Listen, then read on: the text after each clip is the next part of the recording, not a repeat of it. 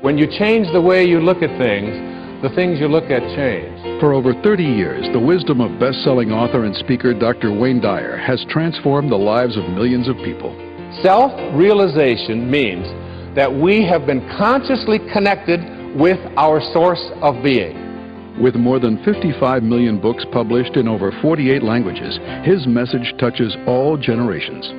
When you trust in yourself, you're trusting in the same wisdom that created you. Join Dr. Dyer for an exhilarating exploration of the power of intention, the force that provides each one of us with infinite potential next.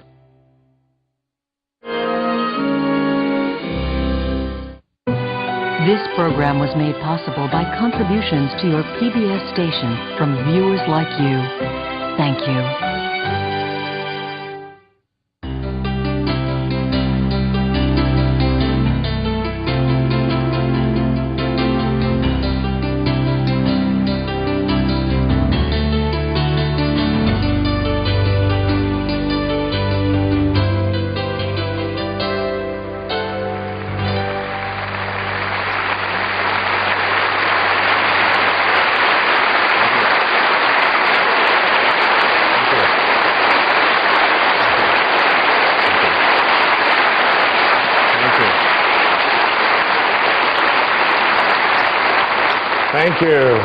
Thank you. Wow, what a beautiful place.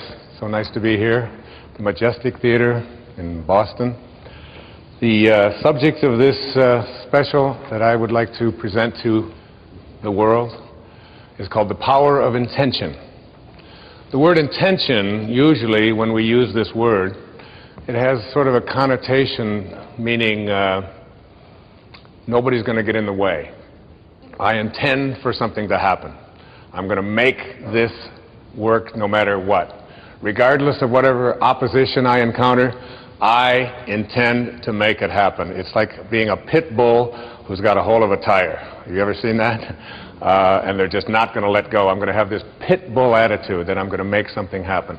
That's what intention is. I'd like to offer here to you something that may change the way you look at things completely in terms of this idea of intention. Rather than thinking of intention as something that you are going to do, because the implication behind that is that this is the ego.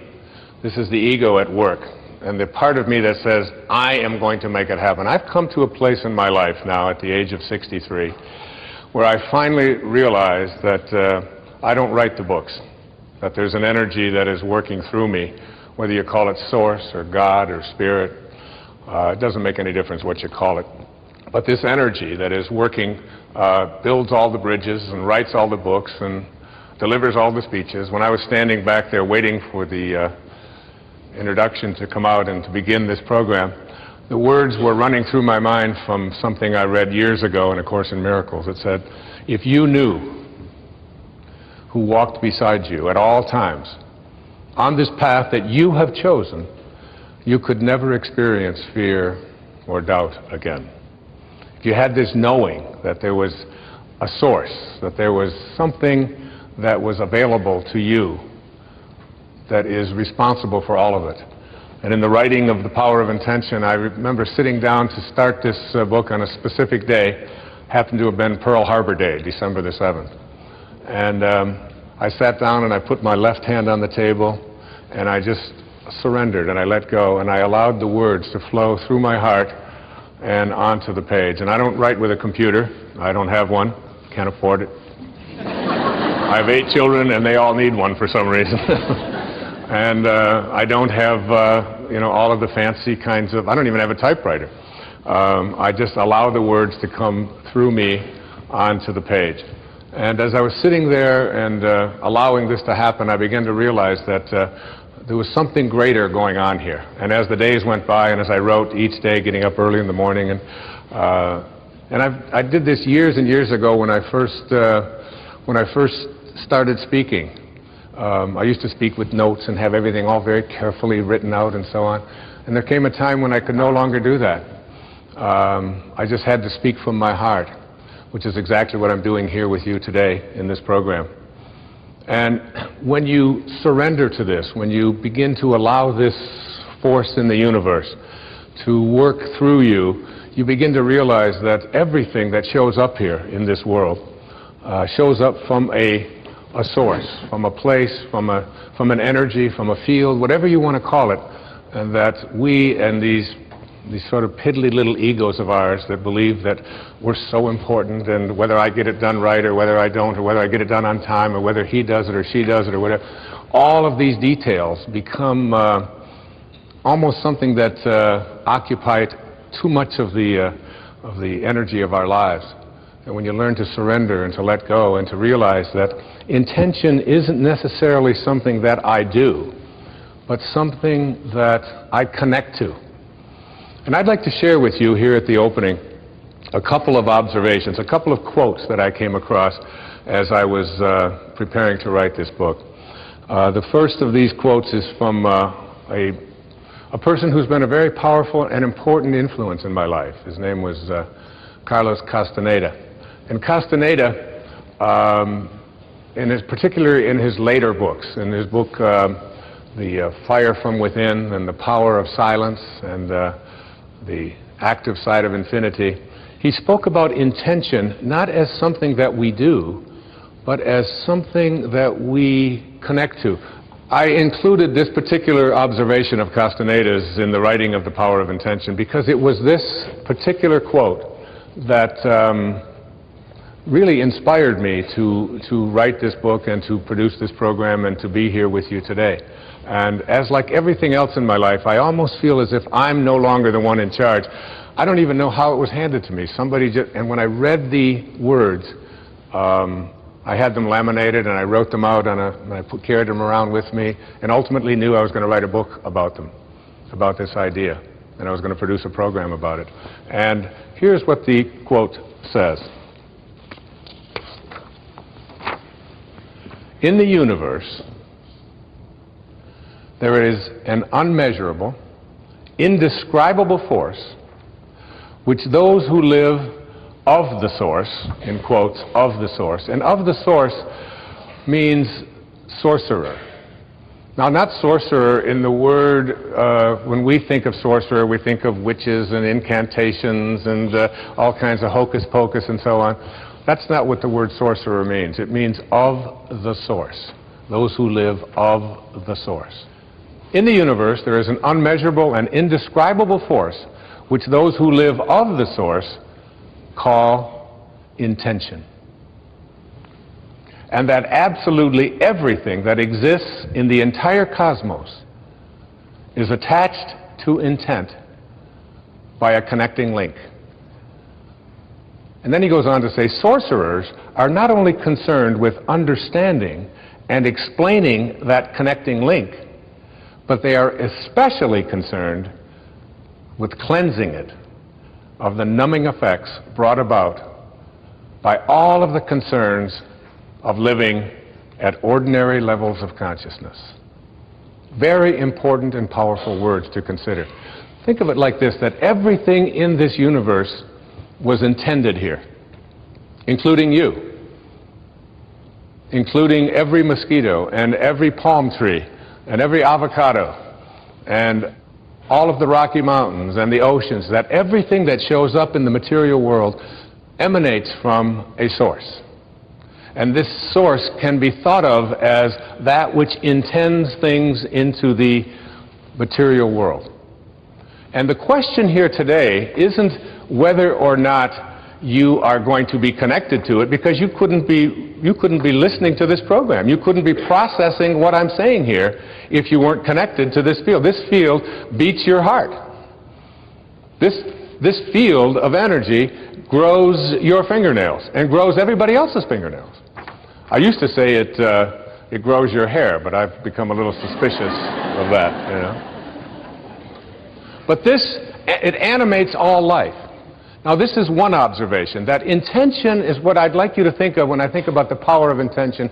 Intention isn't about whether you're going to connect to it. You're already connected to it. The question is, how rusty, how corroded, how dirty is the link between you and this field of intention? And Sorcerers are those who are concerned with cleansing this connecting link so that you become more and more in rapport with or in harmony with this field of intention.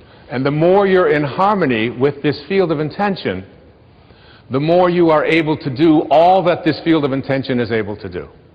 You are able to create miracles.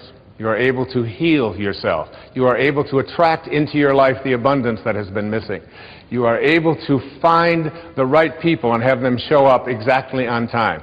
Because that's how the universal source from which all things and all people originated, that's how it works. And what we're going to be doing here today in this program is looking at how to get that link back to intention and to not only be connected to it, but to always be ready to keep that connecting link clean, uncorroded. I came across another quote. Now, Castaneda is considered by many to be a metaphysician, if you will, an anthropologist who got into the world of sorcery and higher consciousness through what we call like spiritual literature and so on. There's another man whose observations I came across that I want to share with you. And his name is Max Planck.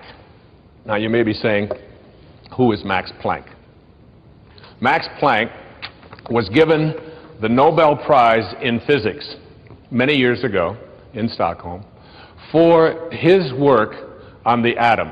He, along with Einstein, was considered to be one of the greatest scientific minds on the planet. Now, these are the people who need hardcore data. They don't want to hear about hocus pocus and sorcerers and connecting to intention and all of these kind of things.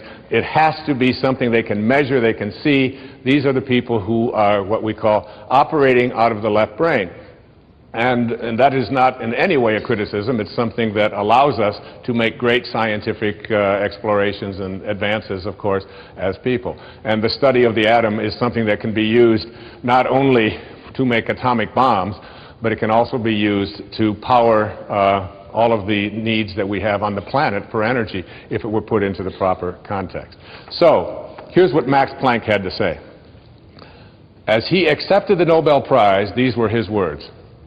As a man who has devoted his whole life to the most clear-headed science, to the study of matter, I can tell you, as the result of my research about atoms, this much. There is no matter as such.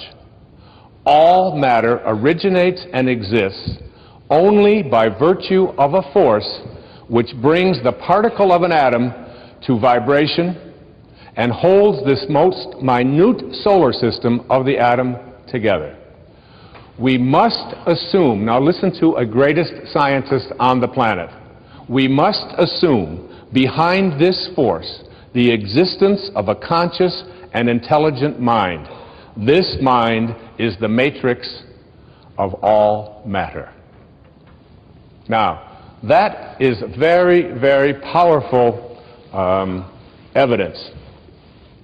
One of the things that really intrigues me is this idea, and I heard it many, many years ago. I'm not even sure of the original source where I heard it, but it goes like this.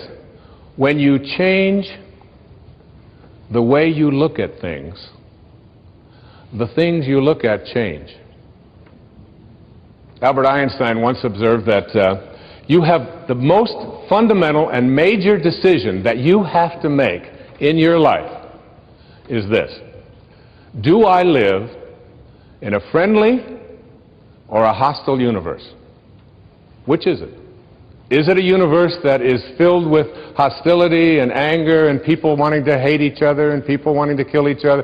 Is that what you see? Because when you see the world that way, that's exactly what you will create for yourself in your life. This is from great scientific minds.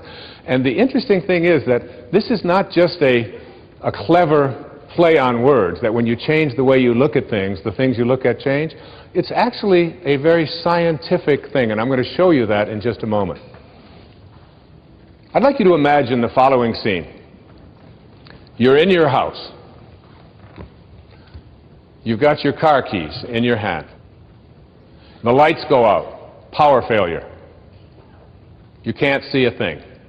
You stumble around in your living room and you drop your keys. And you look around for a moment and you realize that you're never going to find them in the dark. But you look outside and you notice that the street lights are on. So in your mind, a light bulb goes off. I'm not going to sit around here in the dark and grope around looking for my keys when there's a light on outside. I'm going to go out here under the street light and I'm going to look for my keys. Why are you laughing? This makes a lot of sense. So you're out here and you're groping around and you're looking for your keys and you're looking and looking, and your neighbor comes along and says, "What happened, Wayne?" "Well, I dropped my keys." "Oh, I'll help you look for them."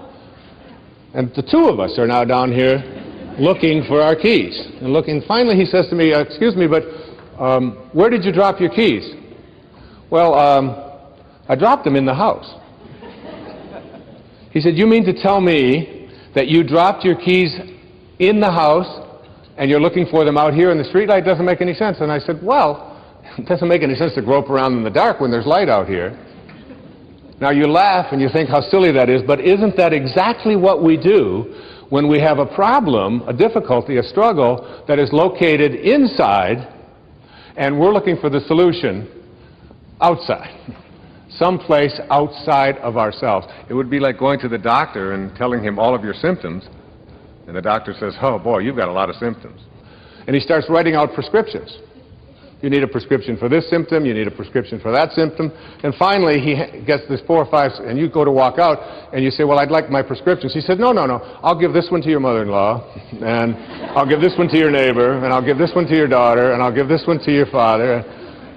I mean, you're the one with the struggles and with the difficulties, and expecting somebody else to change or something outside of you to get better in order for you to make your life work at this level that I'm calling intention is something you have to really take a hard look at. It's in here.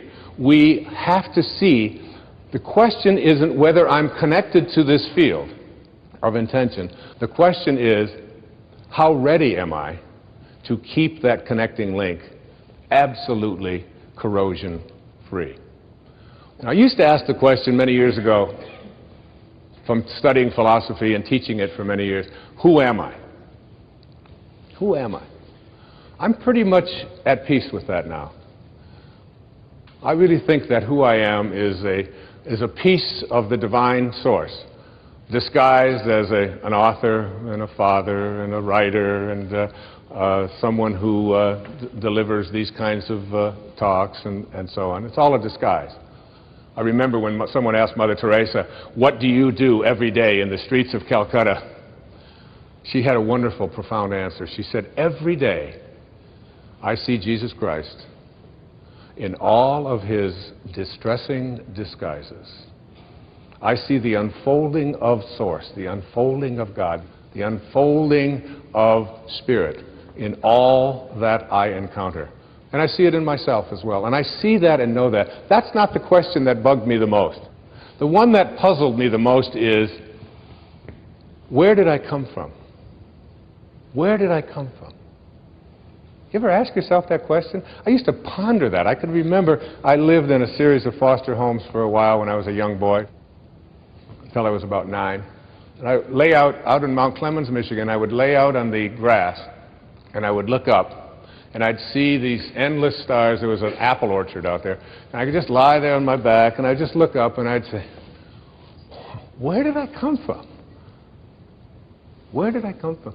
And it's not about reincarnation. I always liked Eleanor Roosevelt's response when they asked her if she believed in reincarnation. She said, "I don't think it would be any more bizarre for me to show up in another lifetime than it was for me to show up in this one." It always kind of made sense to me. You know? It's hard to figure all of this out. But where did I come from? Where did I come from? So you ask yourself this perplexing question, where did I come from? And most of us, when we think about that question, we come up with an answer. And the answer is, as hard as it is for us to even imagine, our parents did it. It's a tough one. But in one blissful moment, one drop of human protoplasm in some mysterious way collided with another, and life began in this microscopic dot. Now, I can remember years ago, we had 4 children in 7 years. And my teenage daughter, Stephanie, at that time, she had to take on a lot of the helping responsibilities around the house when these babies just kept showing up. And we found out that we were going to have another child. Another mysterious thing happened, and another child was on its way. And my wife and I flipped a coin to decide who would tell Stephanie. And I lost. So I cornered her one day when she was in a really good mood, and I said, honey, you're not going to believe this, but we're going to have another baby. Oh, that's great. And her hands went. Instant pose. This is it. This foot here, this one out here. That's terrific. I said, well, it really is. I said, and you should probably be glad that we didn't have the same attitude that you have when we found out about you. She said, yes, but how do you think it feels? I said, well, why don't you tell me? She said, no, Dad, how do you think it feels to be the only kid in junior high school who has parents who like to do it?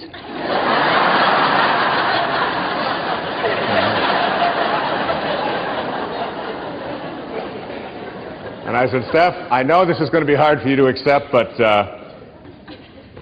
Grandma and Grandpa do it. That is just sick. That's all I can do. She's storming out of there. Huh? So when we think about where we come from, that sort of is the place that we get to in our hearts.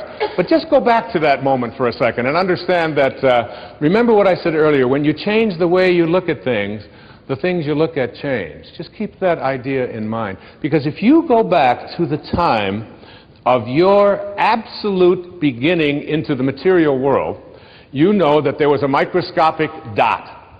And this microscopic dot included everything that you needed for this physical journey. And you can't even see it with a microscope. It's just too mysterious and too mystical to even contemplate, isn't it? That something as tiny as you could get 1,000,000 of them on the head of a pin contains everything that you needed for this physical journey. Everything. Your birth was in there. The shape of your eye is in there. Your height is in there. The color of your skin is in there. I hold a hair up on the pillow and say, and I've had this experience several million times, what held it in yesterday? And you must ask that question, like, what held them up yesterday, don't you? Or why was it black yesterday and it's gray today? Where did that one come from, or whatever? And all of these changes are in this microscopic dot. So what I'd like to do just for a few seconds here is to go back to take the microscopic dot that is your beginnings, in which there's a future pull that is created every face and every body and everything in here and everyone out there watching today. In that one instant miraculous moment, everything that you needed for this physical journey was in there.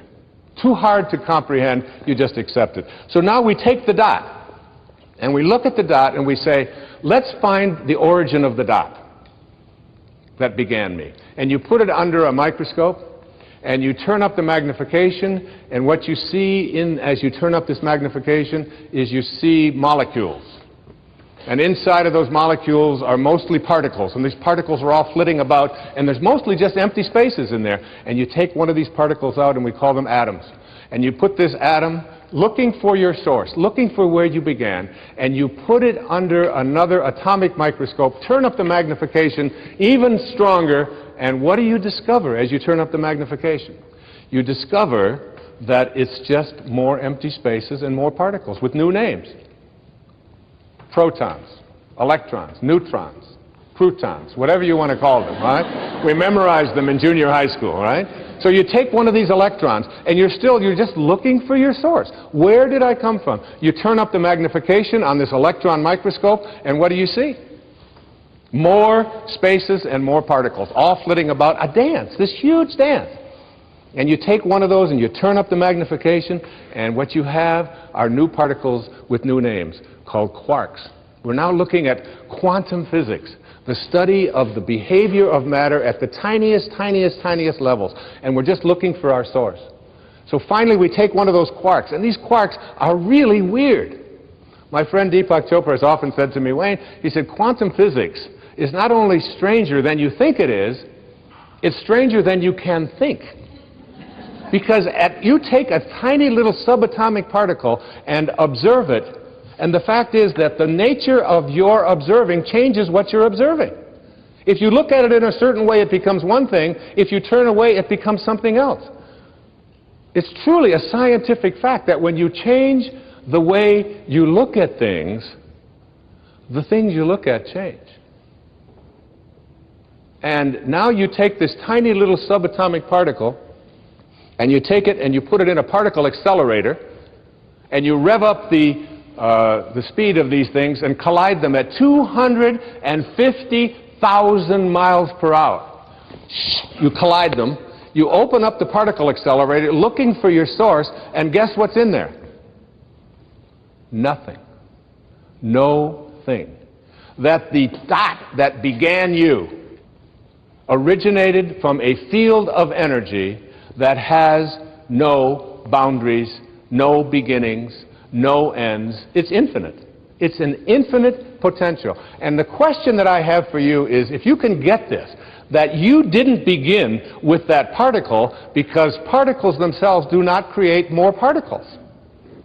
St. Paul put it this way in the New Testament, that which is seen hath not come from that which doth appear.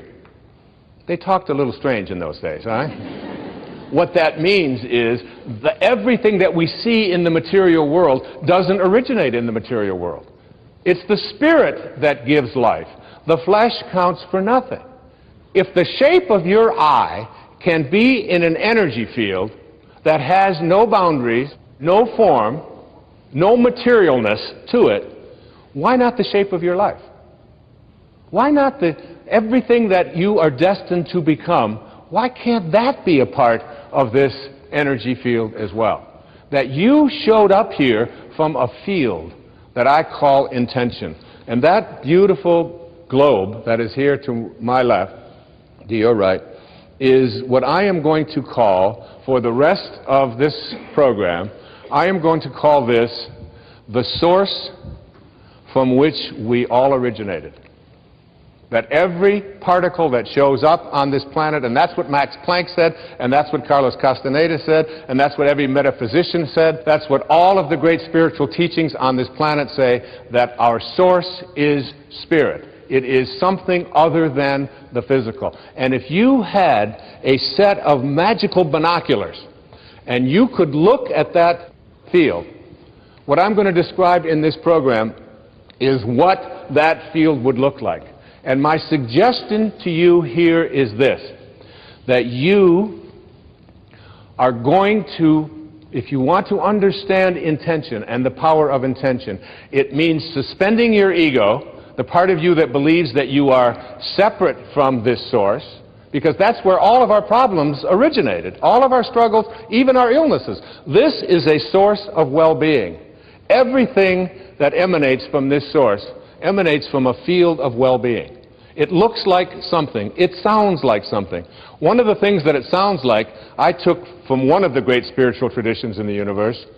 It's from the Bhagavad Gita, what is called the Hindu holy book, the Song of the Lord. But you can look in any spiritual tradition, whether it's Christianity, whether it's Judaism, whether it's Zoroastrianism or whatever, and basically they all say the same thing. If this source that we call God or soul or spirit, if it could speak, this is what it would sound like. And then later on, I'm going to talk to you about what it looks like. What does it look like? I am the source of all material and spiritual worlds. Everything emanates from me. That's what it sounds like. Everything emanates from me.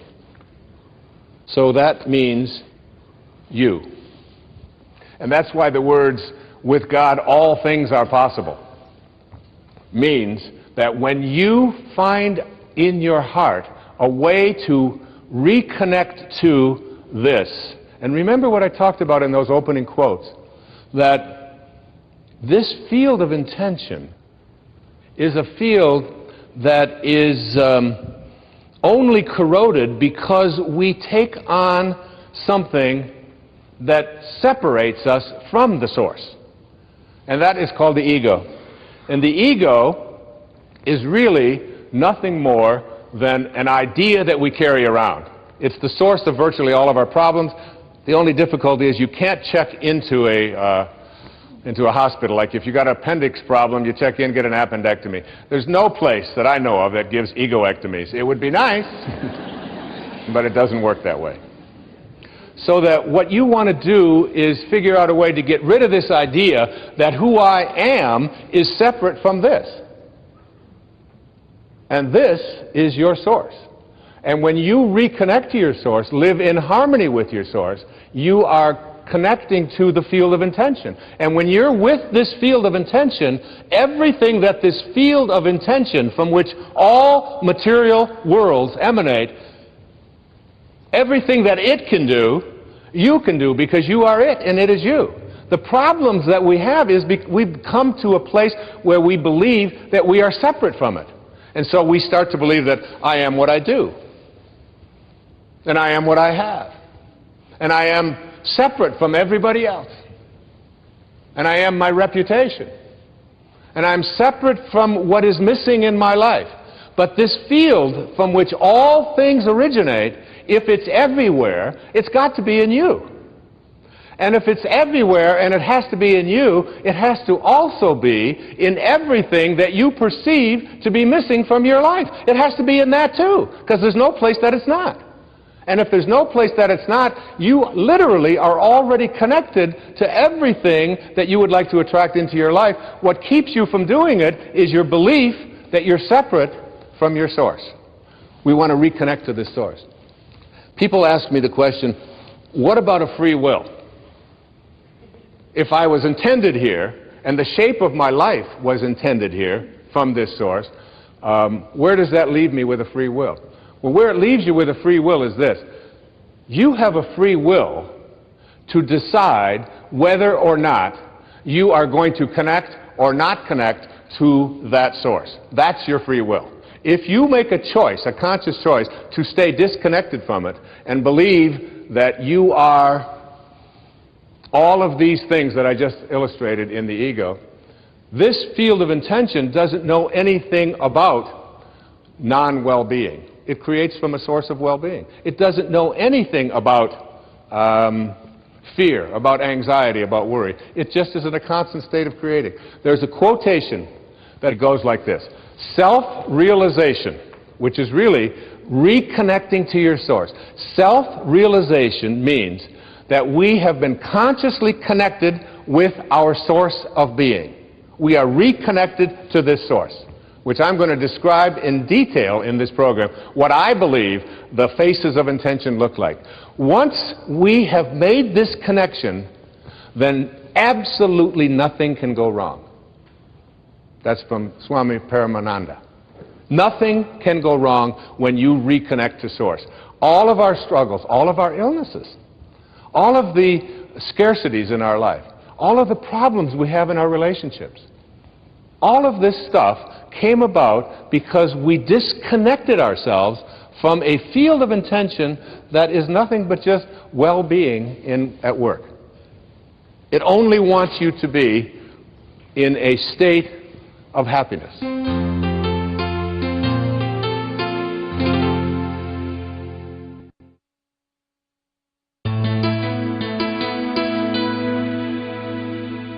I said in a book that I wrote many years ago called Gifts from Icus, there is no way to happiness.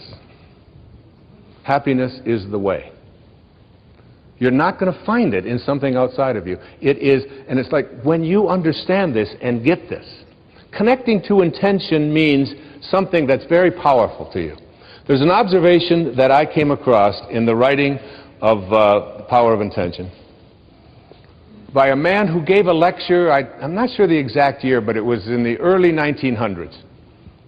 His name was Thomas Troward, and he gave a series of lectures on mental science at Edinburgh in Scotland, called the Edinburgh and Dorey Lectures.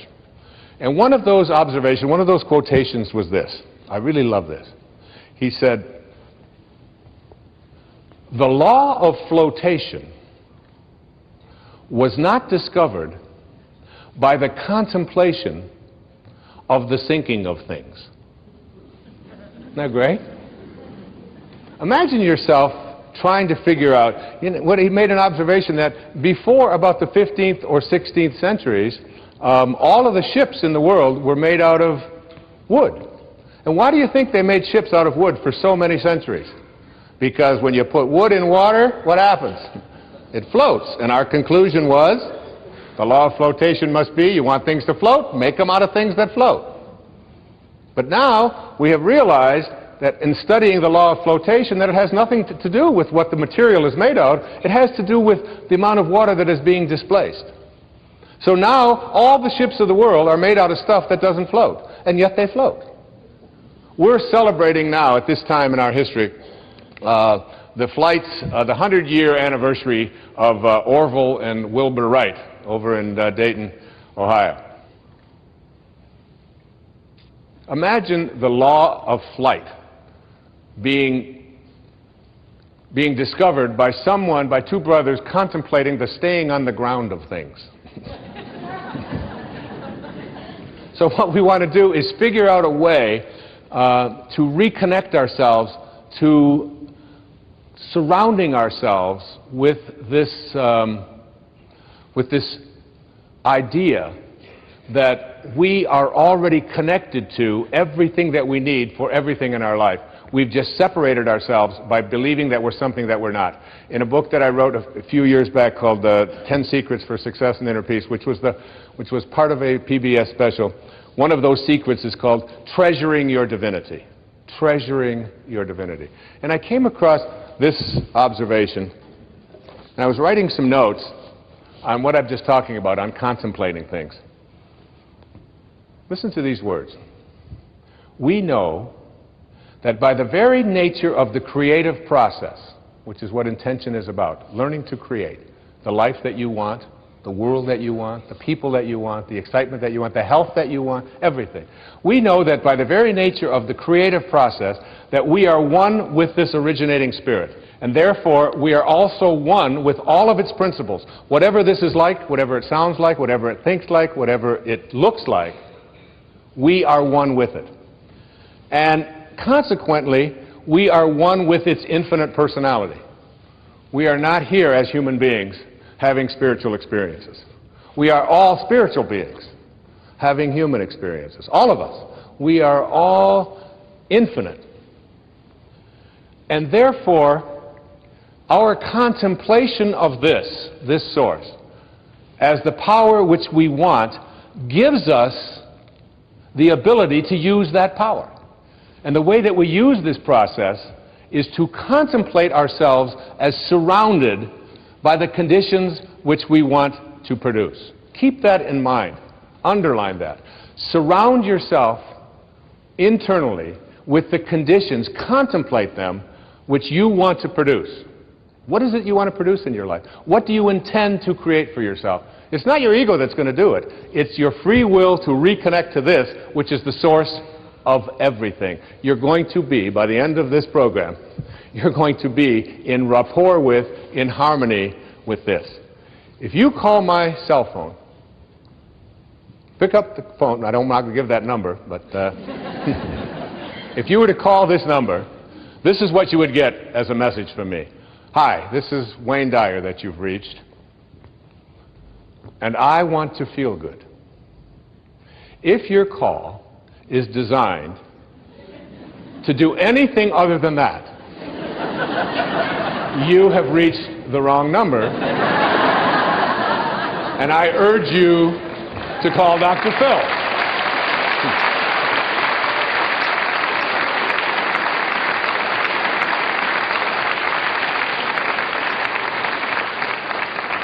But feeling good is perhaps the most important thing that I can talk to you about here in cleaning up this link. If you open up the Torah, this ancient spiritual text, the Old Testament, and go to the very opening lines, Genesis 1:1, it says, what? In the beginning, God created heaven and earth. Pretty simple. God is infinite. Out of this source came all the material worlds. And then if you read down 31 lines later, it says, and all that God created was good. So good and God are synonymous, aren't they? Good and God, just an O, just one extra O. So that when you say, I want to feel good, as you'll see as this program unfolds, you're really saying, in a way, I want to feel God. I want to feel whatever this beautiful source of all, this divine mind, this source of all things, I want to feel what it feels. Now you might say to yourself, yeah, it's easy to say I want to feel good, but how can I feel good when so much around me is bad? How can I feel good if my sister-in-law has cancer? And how can I feel good if I know that over on the other side of this planet there are people who are starving to death? And how can I feel good if there are people who are poor and I have money, and there are people who are starving? And how can I feel good when my children act in the way that they act? Or how can I feel good? And I suggest to you that when you say I want to feel good, what you're saying is I want to feel God. I want to feel this. I want to connect here. And I want to offer this to you as a very important and powerful piece of advice that came to me years ago. You cannot get sick enough to heal one person on this planet. And you cannot get poor enough to make one person wealthy on this planet. And you cannot get confused enough to unconfuse one person on this planet. No amount of your feeling bad, when you say feeling bad, what you do is you lose your connection to Source. And when you lose your connection to Source, what happens is you create something called resistance. I can't do this. It's not possible. I don't deserve it. It's just not something that I can do. And when you create this kind of resistance, you have emotions. And these emotions become sadness, fear, worry, anxiety. And what I'd like to offer you is a way for you to use these emotions that you are experiencing at any time in your life and use them as a system, as a barometer, as a guidance system to say to yourself, what kinds of thoughts am I having that are keeping me from being in rapport with this field of intention? And at any moment that you're not feeling good, you are attracting exactly the opposite of what it is that you would like to attract into your life. You are using this as a way to keep yourself from feeling God or feeling good. If you are listening to the news, and the news is filled with all of the reasons why you should be depressed, and it's not an accident that then they are sponsored by all of the reasons why you should take these narcotics or these pills or whatever it is in order to get over. So here's some depression, and wait a minute, we'll be right back. Here's a way out of it, okay? I saw a commercial the other day. I don't even know what it was for. Some guy gets up in the morning, and he's going out to get clams. And he's going out clamming in the morning, and he's successful at getting the clams. He walks off, and he's got his clams. And I think, and then they say, call your doctor to see if you need some of this clam-finding miracle drug. There's a drug out there that'll help you find clams if this happens to be one of your problems. All right? And there's something out there, and now we're being told to call our doctors.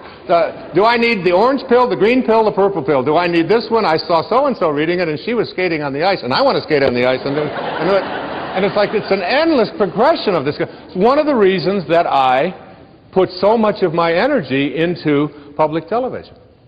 Because when I watch the evening news, when I watch Jim Lehrer on the evening news on PBS, which is the only news that I watch, I don't get bombarded with all of the reasons why, and I also get sort of either side of this thing. I don't just get a one-sided view of it. And it's like, it's an energy system.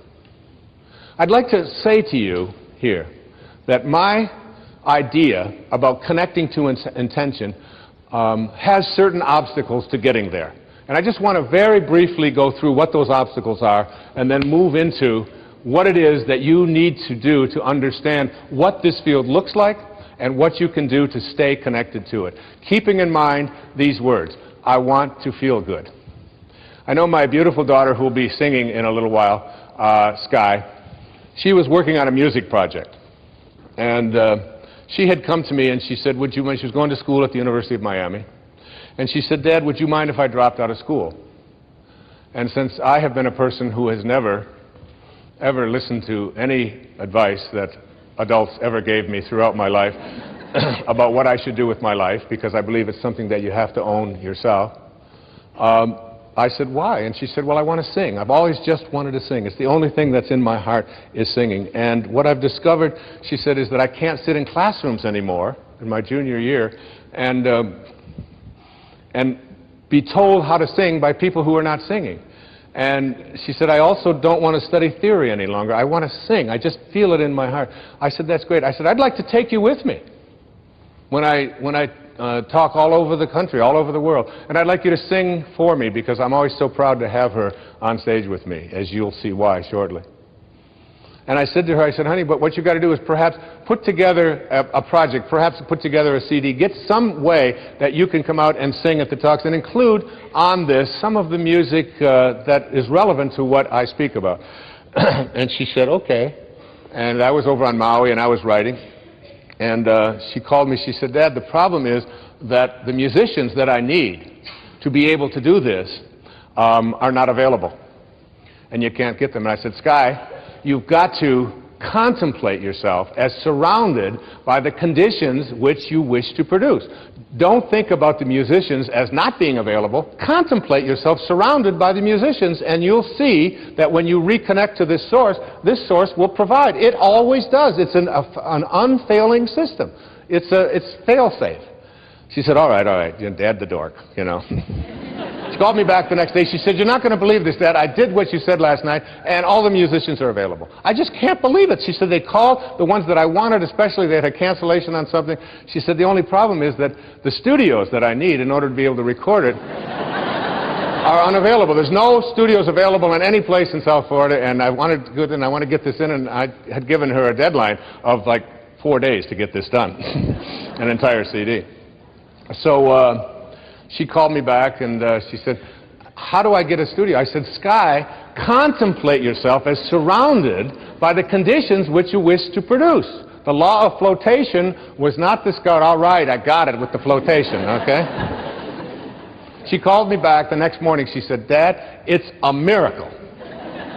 She said, the studios had a cancellation, and the studio that I really need and the musicians, they're all available. I can put the whole thing together. It's so exciting. This stuff really works. I said, of course it does. She said, the only problem is that it costs quite a bit of money to pay these musicians and to have the studio time. I said, Sky, honey, you've got to contemplate yourself as surrounded by the conditions which you want to produce. She said, that's why I'm calling you.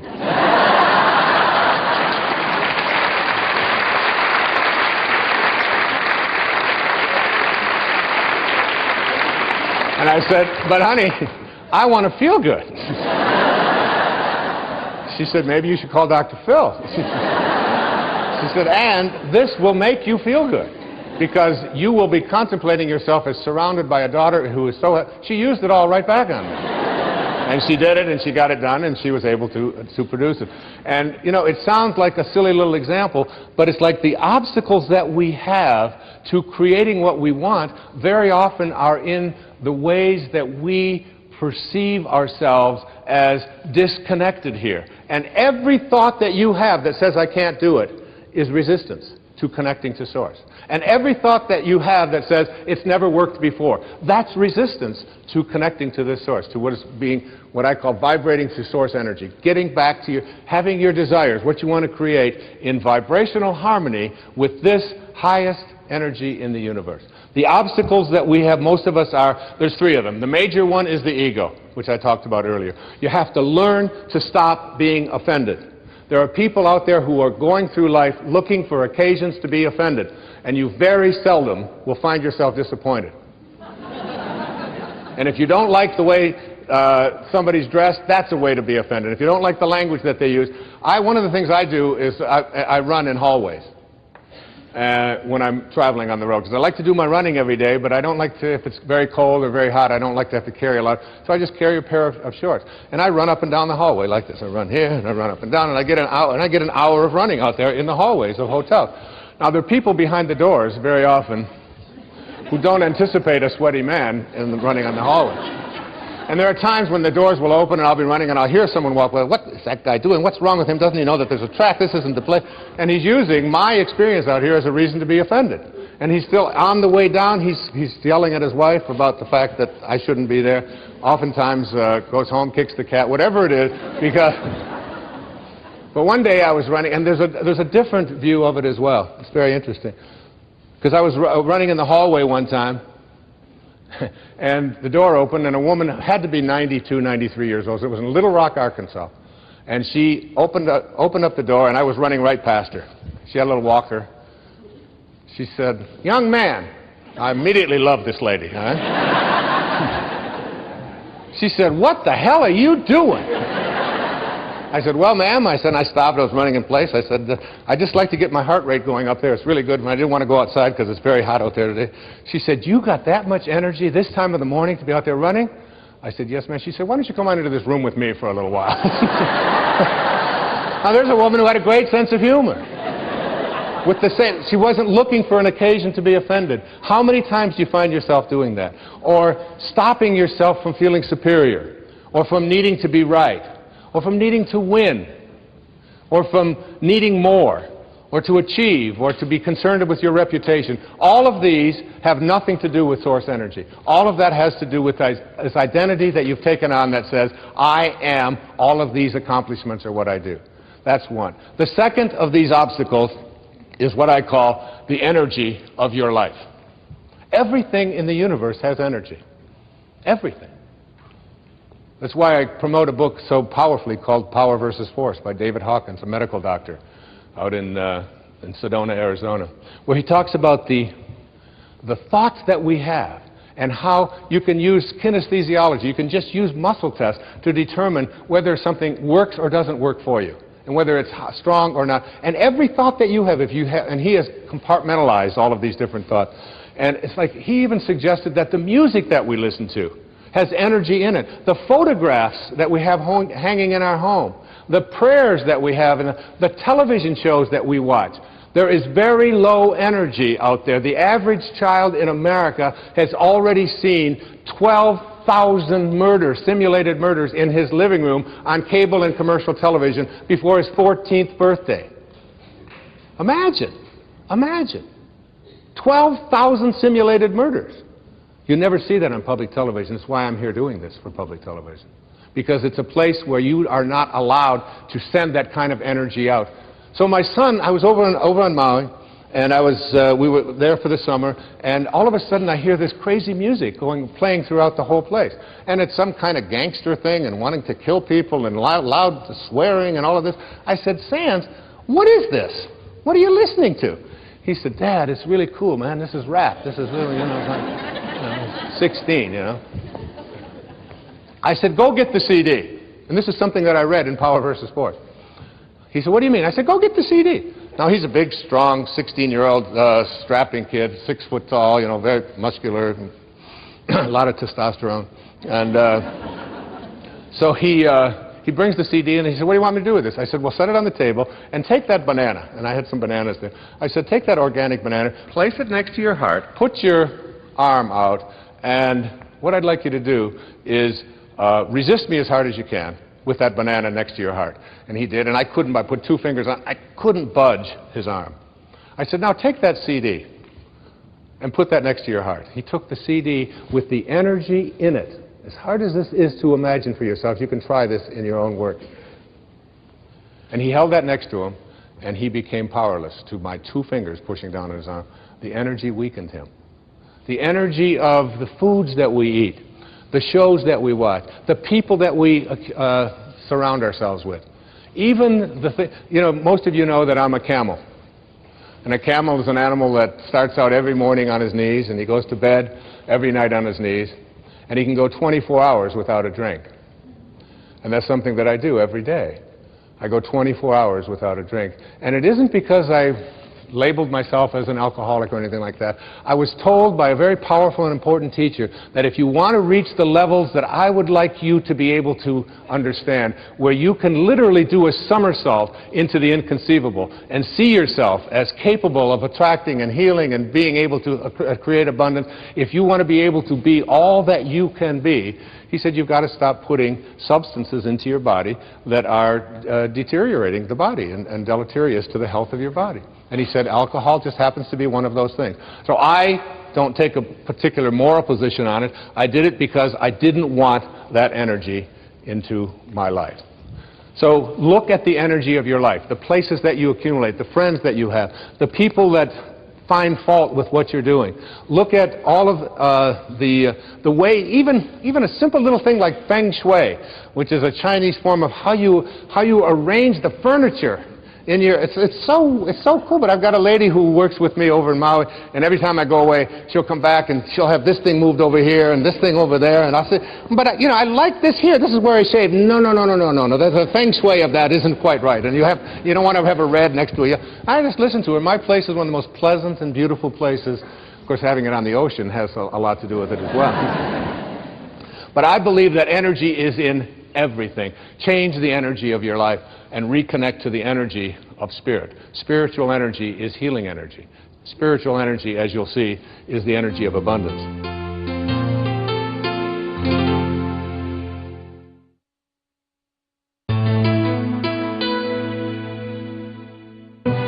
This program was made possible by contributions to your PBS station from viewers like you. Thank you. So now, the third thing is, as an obstacle, we looked at ego, we've looked at our energy, and also the way that we talk to ourselves. How do you talk to yourself? If you think, here's one of my favorite quotes, the creative source in your life, here it is right here, this creative source. This source reacts to your belief in shortages with a fulfillment of your belief. If you believe there's shortages out there and you can't attract them into your life, now this is a source that is unlimited abundance. It just is a constant state of creating. It's always creating, okay? So it doesn't know anything about shortages. If you come to this source with a belief that there are shortages in terms of your life, it will fulfill your belief. If you believe that you can't be healed, that it's just impossible for you to be healed, if you believe you can't be happy, if you believe that you have to be miserable, if you believe that you can't attract the right person, if you've got something that you want to fund, some project that you want to fund, and you can't get it funded, and you come to this source with a belief in shortages, it will fulfill your belief. It only knows how to be. Remember what I said earlier. You are at one with this, and you are also at one with all of its principles. And you have to contemplate yourself as connected to, in harmony with, in rapport with this. It's like there's a game that's been on television for years. It's called the match game. And this match game is a fun little game to watch because you get people who you really think know each other, and they say something and they try to match it up. You're always you want to get into a match game yourself. And the match game you want to be into is one in which you match up with this source. You're going to always try to be matched up with that. What I'm asking you to do in this program, in an understanding intention and the power of intention, I'm asking you to see yourself at every moment of your life when you're having a thought, when things aren't working, when you're not feeling well, when the right people aren't there. You could say something to yourself. I heard people say this, you know, I tell people always, think from the end. Think from the end. So I was talking to a man one day down in where I work out in the gym, and I said to him, he's been sick, he's got nose running, he's got, you know, Snoopy's running out of his nose, he's got, it's disgusting. And I said, how long have you been sick, Marty? You will never believe this answer. He said, in 3 weeks, it'll be a month.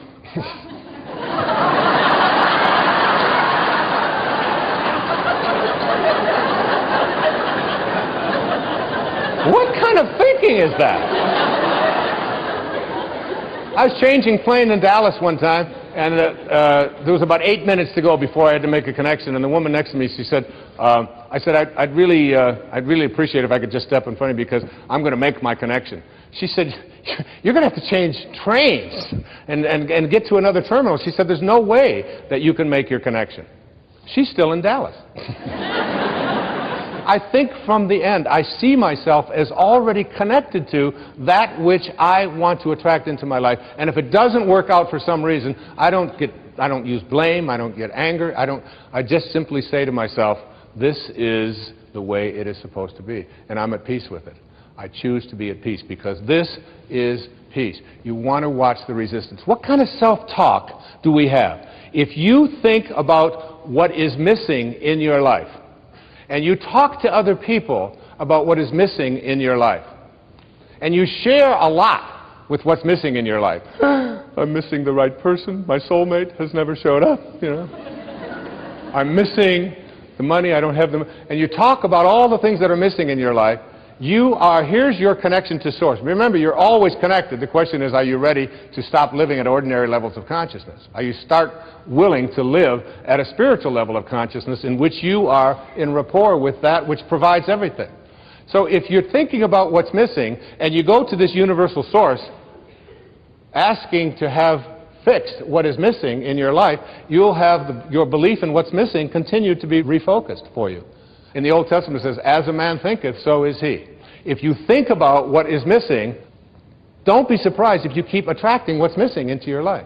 If you think about what always has been, then don't be surprised if what always has been is what keeps showing up in your life. Because thoughts are energy. And the thought of it's always been this way and there's nothing I can do, resistance. What emotion am I feeling? Frustration. I want to change that. What is my guidance system? I'm going to see how in harmony am I with this energy of Source, with the energy of intention. How in harmony with it am I? The source of all doesn't know anything about things being missing. There's nothing missing in this universal source. And you emanated from that. You are a piece of that. If you're always thinking about what they want for you, and there's no shortage of them, they're called relatives. I'm going to write a book someday that's going to be called Your Friends Are God's Way of Apologizing for Your Relatives.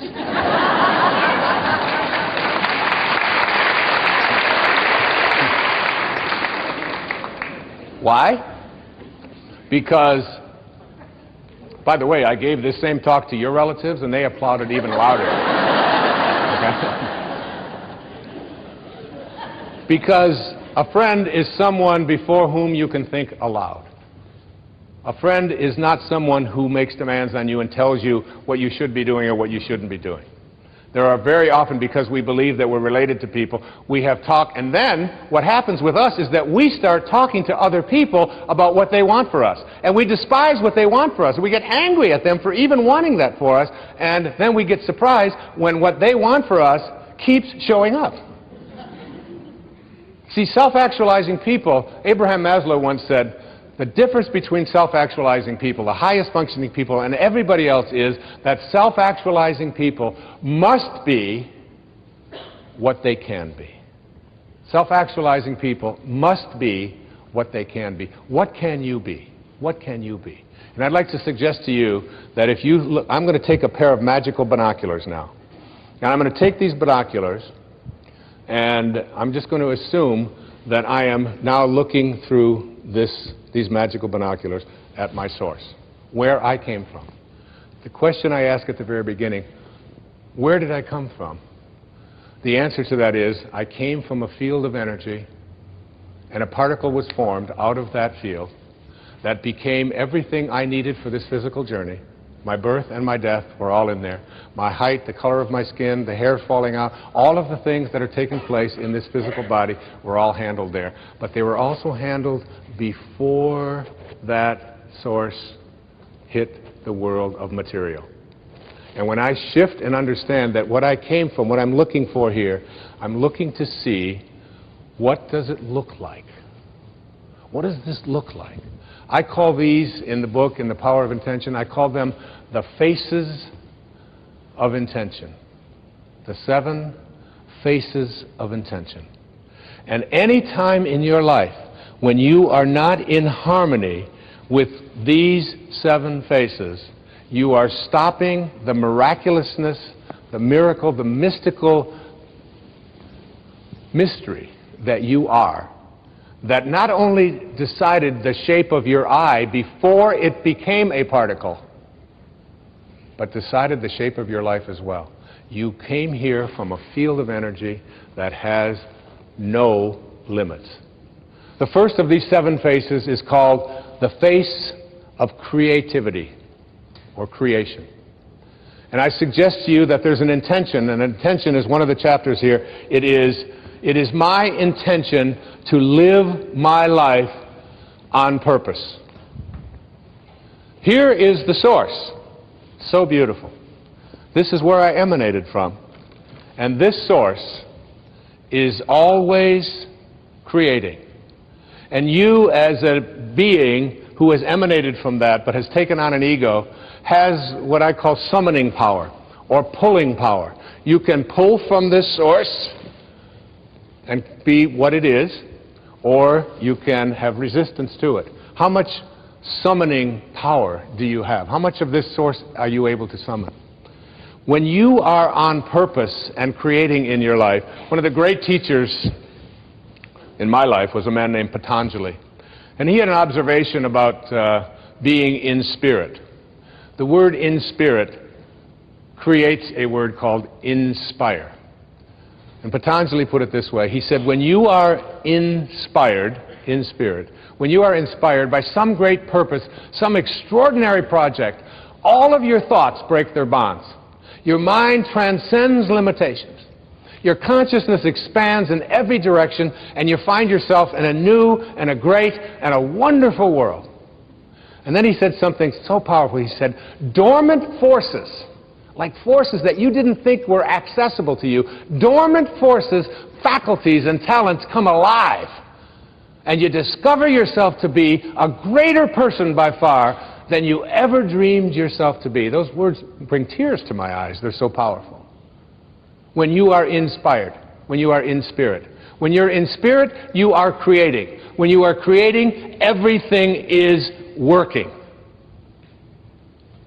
My teacher in India one time, Nisargadatta Maharaj, said, when he was asked the question, there's wars going on in Pakistan, there's people having difficulties here, there's people dying, there's starvation, how can you say that I can heal myself, and how can you be at peace when you see all of this going around? And you know what he said to his devotee?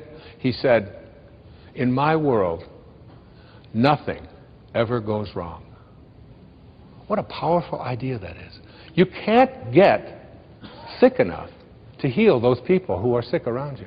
You can't get poor enough to take care of the lack of abundance in so many people's life. The only thing you can do to help that, as I'll be talking about a little later, is to connect to this. You know, when I was 19 years old, I joined the Navy right after high school in 1958. And I was going overseas to connect to my ship after having gone to school. And I was standing at the dock boarding a ship called the USS Vega, which is a refrigerator ship, which was taking me across the Pacific Ocean in 29 days to meet the USS Ranger, an aircraft carrier, at that time the largest ship in the world, and I was assigned to it. And it was docked in a place called Yokosuka, Japan. And I took a boat, this refrigerator boat, over to Sasebo in southern Japan, got on a train, 19 years old, and was going to catch my boat 29 days later. 19-year-old kid. And as I got on the boat, never having been on such an adventure before, my Uncle Bill, who was a school teacher in Hayward, California, one of my heroes, one of the reasons why I'm here today is because of my Uncle Bill Volley, he handed me a book. And it was a collection of short stories by a man named Leo Tolstoy. He said to me, as he handed it to me, he said, "Read The Death of Ivan Ilyich by Leo Tolstoy." And The Death of Ivan Ilyich is a story of a man very quickly who was a judge in Moscow. And he went back and forth every day to work, and he hated his work, and he hated his life, and he hated his wife. And he hated everything about what he was doing, and yet he still pursued it. And he got to the end of his life, and he was lying on his deathbed, and he looked up at his wife, who was holding his hands, and he looked into her eyes. And I was 19 when I read this, and it still gives me gooseflesh. He said to her as he died, "What if my whole life has been wrong?"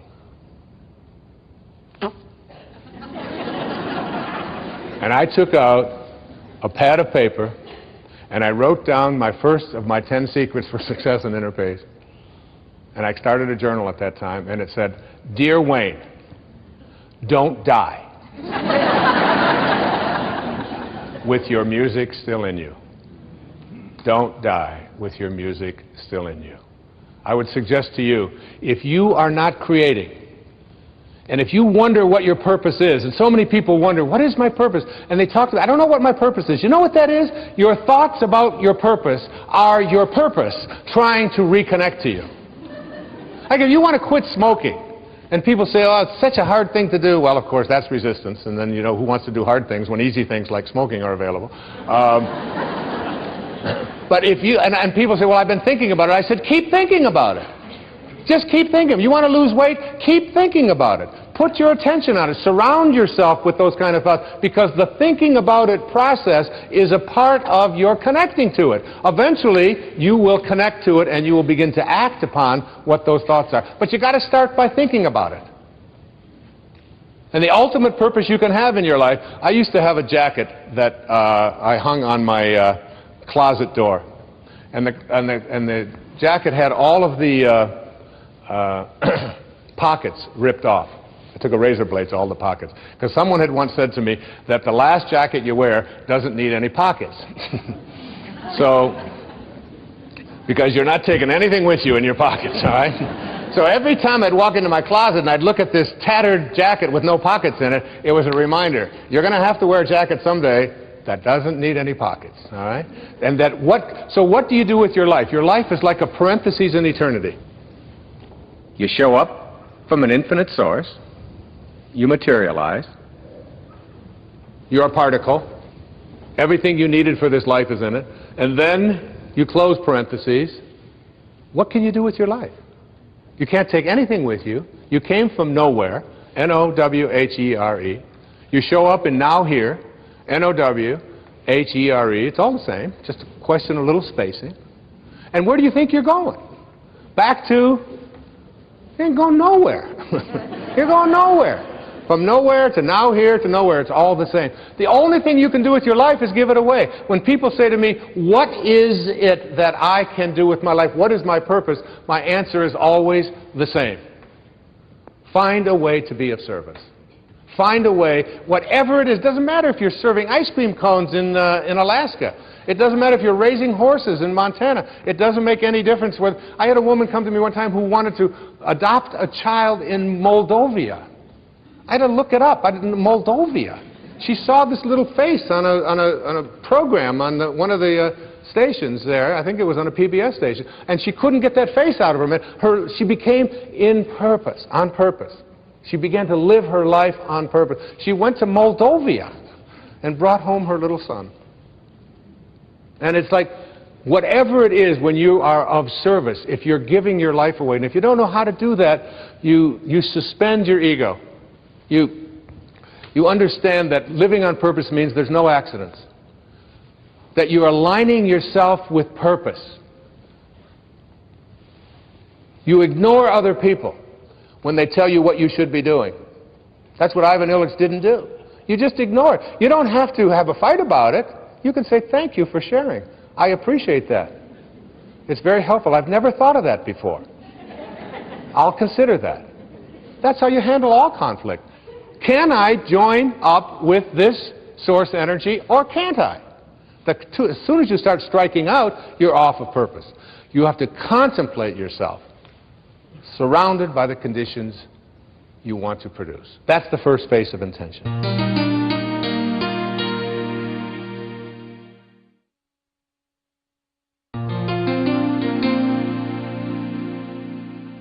The second face of intention is one of my absolute favorites. I call it the face of kindness. It is my intention to be at peace with everyone in my life, including all of my relatives. That's my intention. I insist that I will be at that place in my life.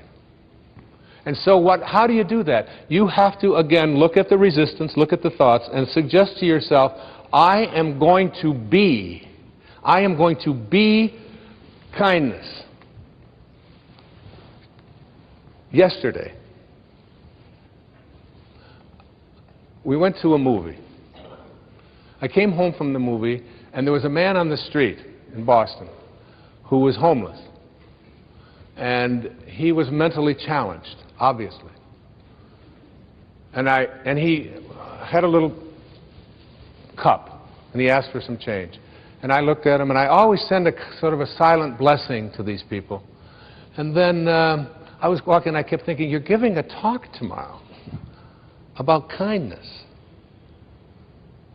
And I went back, and I had about $4 worth of change in my pocket, and I had to chase him. He went downstairs someplace, and he was dirty, and he was, and he couldn't speak right, and I took this change, and I just took his cup and I put it, and you'd have thought that I had given this man, $1 million. I mean, he followed me. He couldn't stop thinking. Tears were coming down. It's a simple little act of kindness. And I'm not suggesting to every single one of you that everybody who asks you for money, you are obliged to give them money. But can you give them a silent blessing? Can you give them a smile instead of using them as a reason to be upset? And you have to, folks, you got to do this with all of your relatives as well, particularly your own children and your own parents. You got to look at them and see every time that I have a thought that is not one of kindness, what I am doing is I am leaving the source and taking on ego consciousness. Here's a fascinating piece of research. You know what serotonin is? Serotonin is like this neurotransmitter, this enzyme in the body, in the brain. And the more of it that you have, the better you feel. It's the well-being feeling.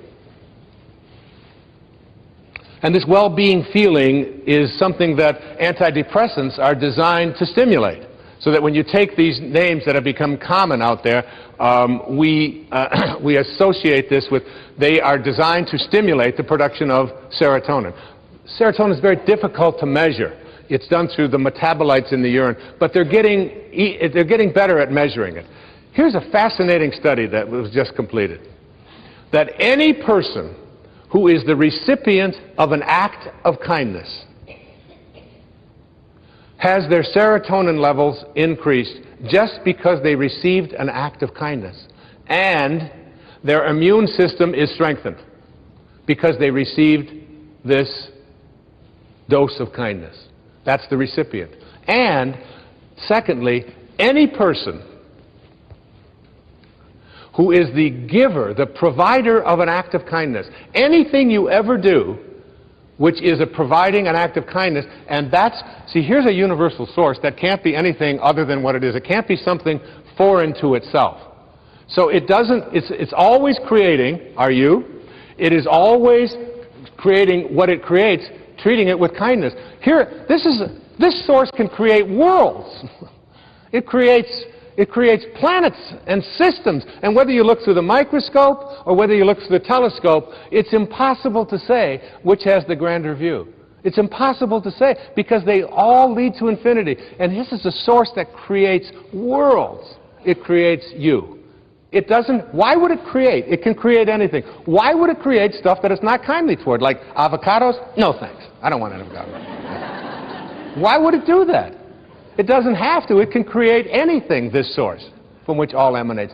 If you are the provider of an act of kindness towards anyone, but particularly towards the people that you're close to in your life, and particularly towards strangers with just a smile, or an act of kindness, or, you know, I can afford a quarter, I can afford $1, I'm going to go back.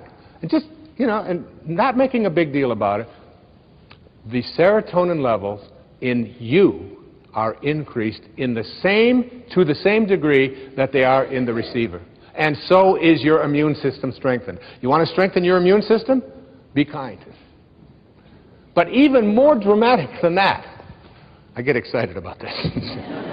Because this is what blows me away about it, is that the observer of an act of kindness, the observer of an act of kindness has their serotonin levels and their immune system strengthened just because they're in the energy field of someone who is displaying kindness. When you see someone being kind to another person, it's like a dose of an antidepressant. It's like a serotonin rush. Very often in my talks, and I'll ask, who is the person out there in the audience who had someone buy your ticket because you couldn't afford it, and you couldn't afford to come here, and they paid your way to get here, and they just wanted you to be here because they felt it was so important that you be there? And someone will always raise their hand, I'll bring them up, and I'll say, so what did they spend? And they'll say, $100. They gave me $100, and they couldn't even afford it themselves. And I'll reach in my pocket, and I'll hand her the $100, and I'll say, could I extend to you this kindness back so that you can repay that person? And everyone, you can see teeth that you couldn't see for the previous hour. Everybody is smiling and laughing and happy and excited, and it cost me $100. You know how much antidepressant you'd have to take? That's $10,000 worth of pills, and you got to call your doctor. Do I need the purple one? I want to get some plans. I don't know if I'm going to get every act of kindness. Let me share with you a story. It's a story that I included in The Power of Intention. It's a story that I want to share here with you today. It is one of the most beautiful, and it's a true story as well. It goes like this. I call it the Shia story. In Brooklyn, New York, this is titled, Where is God's Perfection?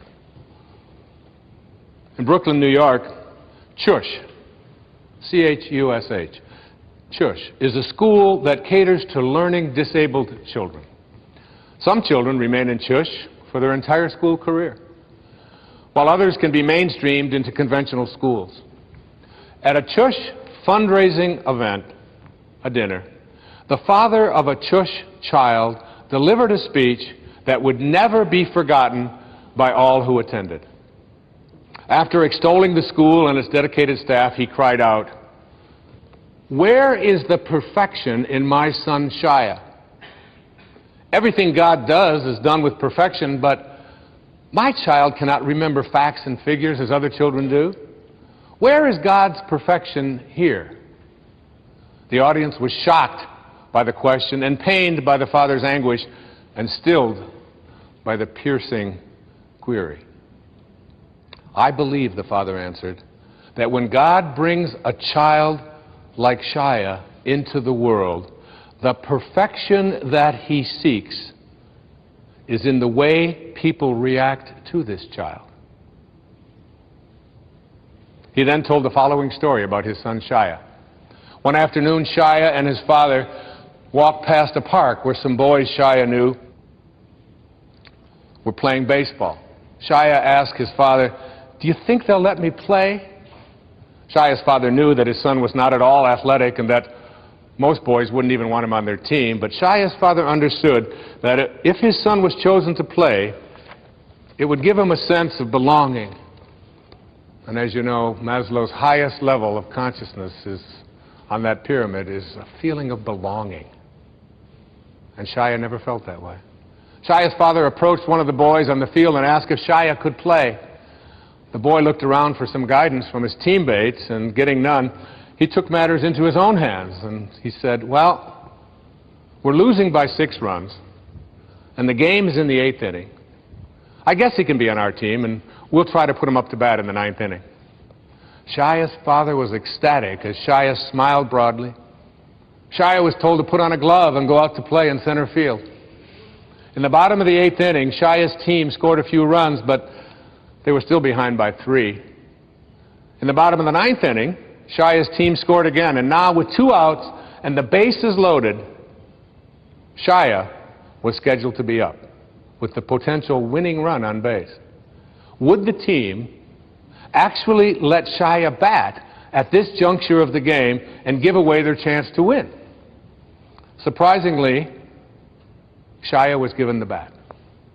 Everyone knew that it was all but impossible because Shaya didn't even know how to hold a bat, let alone hit with it.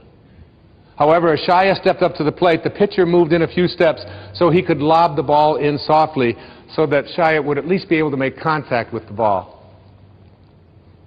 The first pitch came in, Shaya swung clumsily and he missed. And then one of Shaya's teammates came up out of the dugout, and together he and Shaya held the bat and faced the opposing pitcher waiting for the next pitch, the two of them. The pitcher again took in a few more steps toward Shaya so he could toss the ball even more softly. And as the pitch came in, Shaya and his teammate together swung the bat, and together they hit a slow ground ball to the pitcher. The pitcher picked up the soft grounder and could easily have thrown the ball to the first baseman. Shaya would have been out, and that would have ended the game. But instead, the pitcher took the ball and threw it on a high arc to right field, far beyond the reach of the first baseman. Everyone started yelling, "Shaya, Shaya, run to first, run to first." Never in his life had Shaya run to first.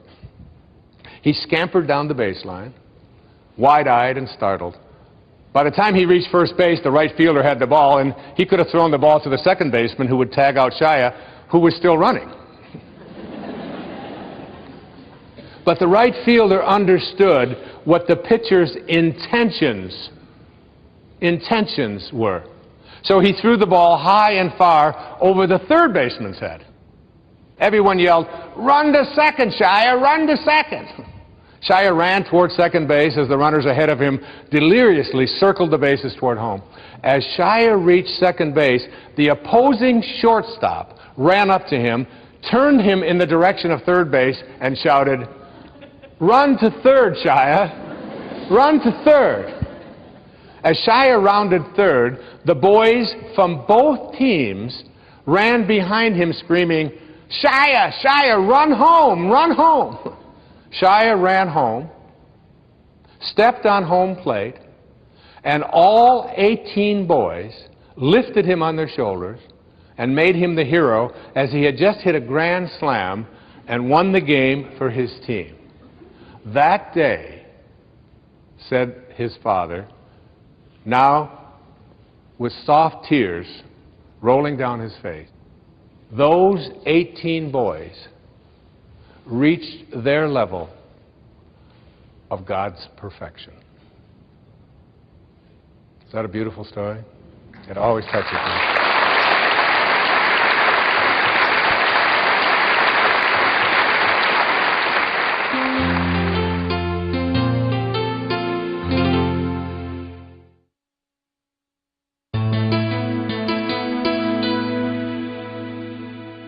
Creativity, kindness, the first two faces of intention. The third face of intention is called simply love. My friend Leo Buscaglia, you remember Leo? Leo, who wrote a book about love and who did many things for public television. 2 days before he died, he wrote me a beautiful letter, and he said, "Wayne, just keep doing what you're doing. You're on the right path." And he said, "The sun is always shining behind the clouds. Stay connected." That was from my friend Leo Buscaglia, who I hardly knew, but he wrote about love, and he talked about it on PBS, many, many years ago, decades ago now. My intention, and I wrote a chapter on this, is called, "It is my intention to respect myself at all times. Your view of the world really depends upon how much you respect yourself. How much love do you have for yourself? When you trust in yourself, you're trusting in the same wisdom that created you. When you fail to trust in yourself, when you fail to love yourself, you are denying your own divinity and therefore attracting the exact opposite of what this source is. This is a source of love. It is a source of great respect. It doesn't create anything that it doesn't have a loving feeling toward. If you don't have that feeling of love toward yourself, you can't extend it outward, for who can give away what they don't have for themselves? Who can do that? I've often used the metaphor of an orange. If you squeeze an orange, you get out of it orange juice. Why? It's an orange. That's what's inside. And when you squeeze you, someone puts pressure on you, says something about you that you don't like, and out of you comes anger and hatred and bitterness and tension and fear and anxiety and depression and worry and stress. It's not because of who did the squeezing. It's not because of the instrument they used or the timing. It has nothing to do with that. It has to do with what's inside. If you don't have love for yourself, you're not trusting in the wisdom that created you. And the idea of being able to respect yourself at all times, how do you go about doing this? You spend your life in a state of cooperation rather than competition. You see yourself as someone who is love in action. It's one of the things that I have written on my return address when I write someone back. It says that it'll have my name and then the address, and it's above my name it says love in action. That's what you have to be, love in action.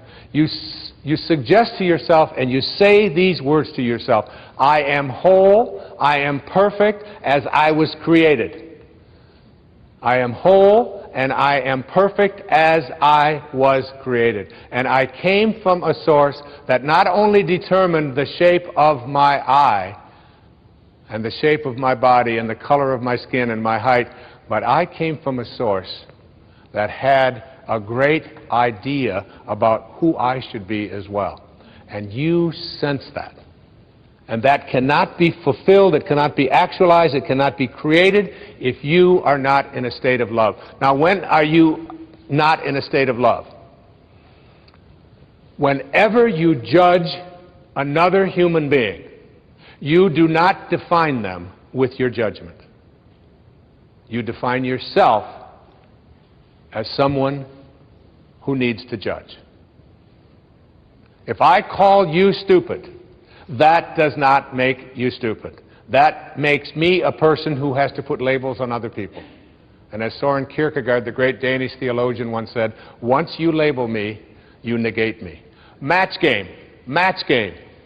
Are my thoughts in harmony with that source from which I emanated? Because, folks, when they are, the right people will show up. And the right events will transpire. And everything that you need in what Carl Jung called synchronicity, that there is almost like what happens when you are in a state of love and not having resistance to that, there is like a collaboration with fate. So judging anybody else just says, I need to judge. It doesn't make them what they are. And all I can say to you, each and every one of you, about love and loving yourself is this: that true nobility is not about being better than anyone else. It's about being better than you used to be. It's about being better than you used to be. All I can say to you up here as I speak to you now at this age, that I'm not better than one person out there watching or one person here in this beautiful theater. But I know for certain that I'm better than I used to be in almost every, not in almost, in every single way that that can be measured. I know that.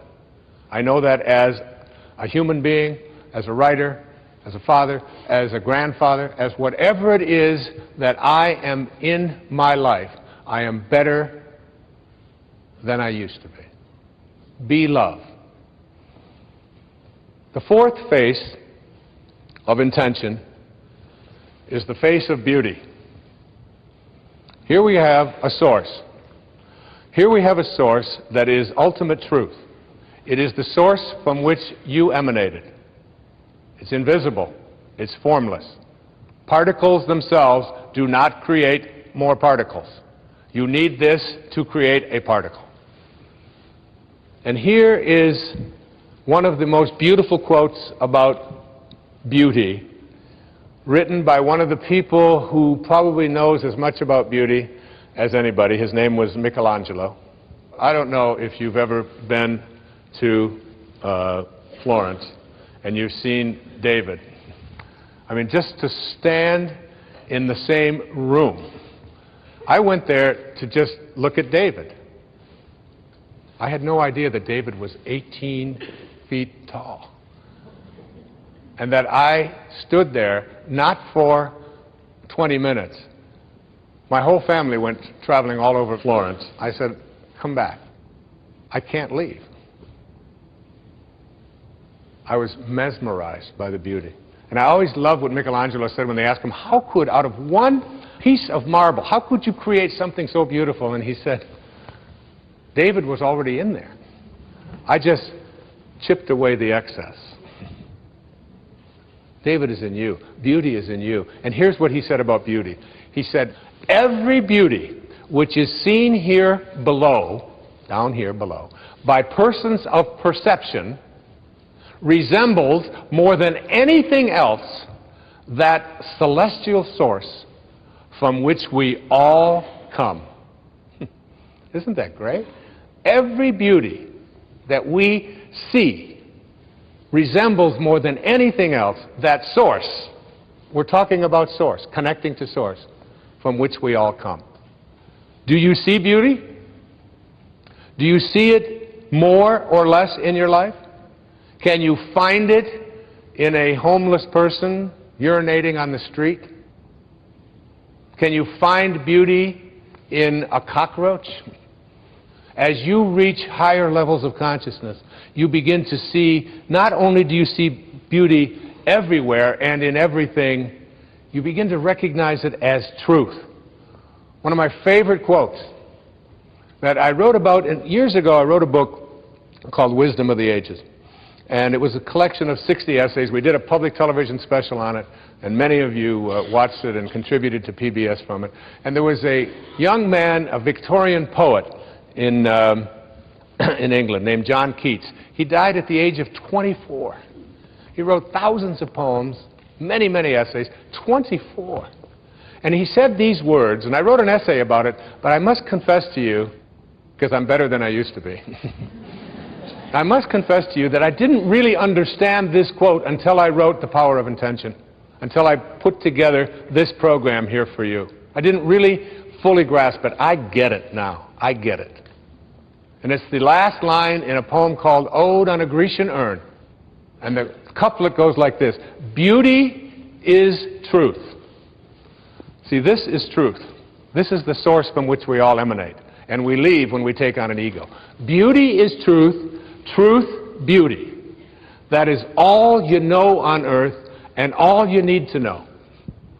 From one of the greatest poets of his time. Your natural state is beauty, joy, tranquility. I want to experience beauty. And you know, the way to get beauty into your life is to say, I only attract it. And I take the path of least resistance. I take the path of least resistance. What's the path of least resistance? The path that says, I am as closely aligned with this energy as it's possible to be. You know, in 1978, I had a wonderful opportunity, one of the great opportunities of my life. I was invited by an organization called YPO, Young Presidents Organization, to come to Vienna in Austria. It was at the time when erroneous zones and pulling your own strings were topping all the charts, and they invited me to come over and lecture to all these presidents. I was 38 years old and very much in more of an ego mode than I have learned to become in my life. But I was honored to go over there, and I had read a book when I was in college, and I was teaching at a university, and I taught this book. It's called Man's Search for Meaning, and it was written by a man who was a survivor of the Holocaust. His name was Viktor Frankl. And Viktor Frankl decided that he had to survive the Holocaust because he had to tell the story. That was his purpose. We got to Vienna, and I found out that little Wayne Dyer, this little kid who lived in foster homes and worked for everything he ever had in his life, was on the same panel with Viktor Frankl. Man's Search for Meaning. I just sat there in awe. I remember what Rumi once said. He said, "Sell your cleverness and purchase bewilderment." Just be in a state of bewilderment. And I was just totally in awe to be sitting in the same room, let alone on the same panel, let alone discussing in front of these presidents with this man who had everything taken away from him. He was a psychiatrist who was taken off to the concentration camps in Nazi Germany. And he described how he survived. The Nazis gave him a bowl of soup, which was just hot water with even sometimes bugs floating around in it. And there was a dead fish head for flavor in the soup. That was his meal for the day. And he described the beauty, not the anger, because the anger, and he learned very early that anger and resentment and hatred are low energies that always weaken you. He learned to find beauty in a floating fish head. You've got to be able to find it everywhere. Beauty is truth.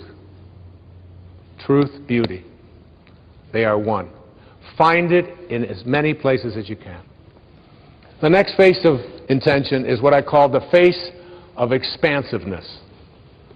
And the intention that I have for this is, it is my intention to express the genius that I am. I love that Buckminster Fuller once wrote, "Everyone is born a genius, but the process of living de-geniuses you." It does.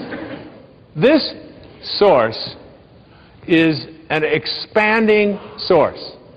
It's a forming power. You have to be a forming power. You have to be in a state of expansion, a state of seeing yourself in the same way that this universal source sees you. You are a genius.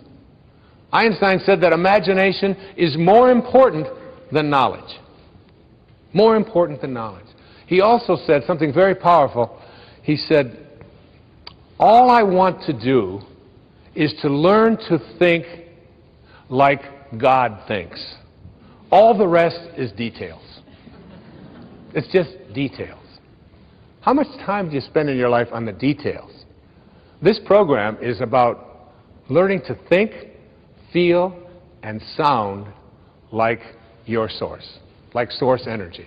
So you have to pay attention within you to all of your inner thoughts that have any doubt in them. Hawkins talks about this in Power versus Force, that everyone that is labeled a genius has something called radical humility. They don't brag about it. They don't talk about how great they are. They just know that they came from a source and they came here to do something. And to me, I mean, I have people that show up in my life who think that because I can get up in front of an audience or because I can sit down and write, that this makes me a genius. And, you know, folks, you know, if my car doesn't start, I open up the hood and I'm looking for on, off. Hoping to find a switch in there. That's just, because otherwise I am completely challenged when it comes to fixing things. And I want it that way. I encourage that, all right? I don't want to be spending my energy fixing screen doors, and I've made that really clear. So I just manifest screen door repairers in my life. The way that you stay with this field of expansion is that you align with the spiritual energy that is really the genius from which you originated. You are a genius. One of the most important things that you can do is look for the genius in others. See it in everyone, in everything that they do, and remind them of that. I have 8 children. Every single one of them is a genius in their own way. Every one of them. One of my daughters is, who you'll be hearing in a few moments, is a genius when it comes to taking the microphone and singing. One of my daughters has such power in her ability to get on a horse and to take little children and to show them how to ride a horse. And she looks with her long, flowing blonde hair when she's out there, and she takes these little children, and she just touches my heart, and it's so powerful. And she knows that this is her purpose. Her purpose has something to do. She can't ever stop thinking about anything that doesn't have something to do with horses. Every paper she ever had to write in school has something to do with that. She's her own little genius. I have a son who is who's a surfer, and who's also made up his own language. He speaks a language that he and a few of his friends can do. And I have a brother. My brother David is the same way. He created a language when we were 13 and 14 years old, and I still speak it today. And nobody else understands anything about it whatsoever. If I say Clodopole, Dyer, or the Beatty Banal, only my kids will know what I'm talking about. There's not a person in the whole country. My brother Dave, watching this, he'll know what I'm talking about. That's a genius. All of my children have this in one form or another. And each and every one of you have that as well. Don't let life de-genius you. You came from a source that creates perfection.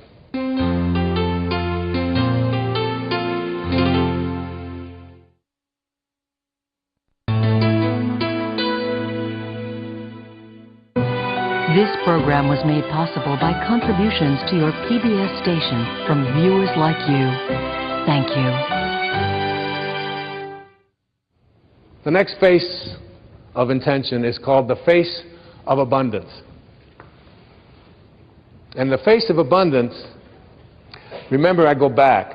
This creative source reacts to your belief in shortages with a fulfillment of your belief. So if you believe and know and are certain that you can't attract abundance into your life, but I want to tell you tonight, you tuned in to somebody who knows about abundance. I have always been able to create abundance in my life. When I was a little kid, all the other kids in the places that I lived and so on, and even when we got back at home with my mom, pop bottles. You remember soda pop bottles? You could collect them, little knee-high bottles, and Pepsi-Cola bottles, and Coca-Cola bottles, and 2 cents if you took them back. I was a master at collecting pop bottles. I could manifest a pop bottle just like that. It was we used to have furnaces that had coal in them. And I would go along and I would empty people's ashes that they would set out. I'd just take it out to the alleys. I would go to the grocery store, and because my imagination was always working on abundance, I would carry groceries out for little old ladies. You know what I'm doing today? Right now? Collecting pop bottles. And taking out ashes. And taking out groceries for little old ladies. Just a bigger stage. See, if I came to this source and said, I don't have enough, this source doesn't know how to react to I don't have enough. This source is an endless supply. It's like the ocean. You can take a 10 million gallon tank to the ocean of abundance, and you can take it out every hour, or you can take a thimble once a year. And the ocean doesn't care. It makes no difference to the ocean, because everything returns to this source. Every time I walk, wherever I go, in fact, it happened to me this morning. I found a dime. A dime? That's like major. A dime. That's 10 pennies. That's 5 bottles. And whenever I bend over, and I notice that it gets a little further away, I bend over and I pick up this coin, and I always say, Thank you, God, for this symbol of abundance that always flows into my life. Never once have I ever said, how come only a dime? I need $1,000. Why are you only giving me a dime? It reminds me of a wonderful story of a grandmother who was living in that consciousness, and she was walking along the beach, and she had her little grandson with her, and all of a sudden this huge wave came right out of the ocean, gobbled up, took the son, and he was gone, just disappeared. She got down on her knees, she prayed, oh my God, please send my grandson back. How could this be? This is the worst moment of my life. Please send my grandson back. And all of a sudden another wave came along and plop! There was her grandson, right there next to her feet. And she looked up and she said, he was wearing a hat.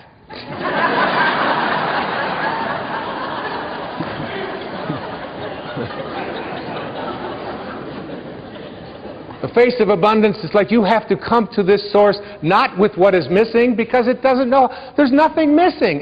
This source, which is the source of all, doesn't know about what's missing. When you say, please give me what is missing, it'll just reaffirm your belief in things being missing.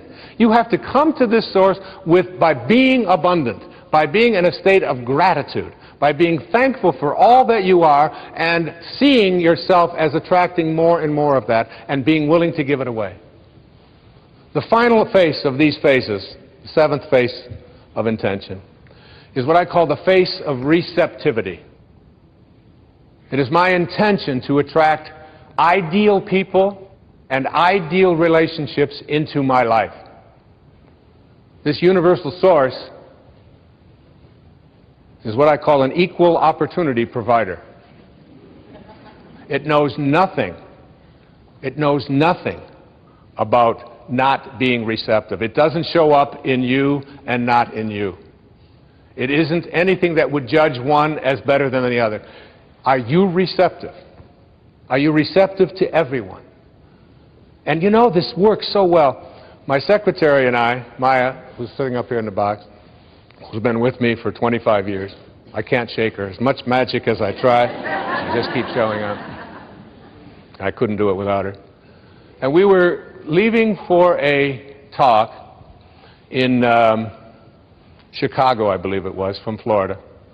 And we had 7 boxes of books to take with us on the plane. This was in the days when you could take what you wanted on a plane. And we were scheduled out on one airline that I was a platinum something or other on, and we found out that the flight was canceled. And they had already checked the boxes in, and then well, they sent us to another airline at the other end of the terminal. So we wheel up there, we go up there with the 7 boxes, and she's up there, and this woman's got a scowl on her face at this new airline. And almost as if she was saying, you won't be getting these boxes on this plane. And she was determined that that was not receptive to this idea whatsoever. Now, my way I handle these kinds of things in my life is by every time, if I meet a surly waitress or a surly waiter, or if I meet someone who, when I'm checking into a hotel, is giving me a hard time, to me this is just a wonderful opportunity to practice the power of intention. Can I be receptive to this person and have them eating out of my hand in no time at all? And it isn't by being phony or artificial, it's by trusting that if I'm receptive to this person, if I'm sending love to this person, if I'm sending kindness, if I am being what my source is, if I am in harmony, in rapport with source energy, then I can create an ally. So my secretary was about to, and I just said, Maya, don't say a word.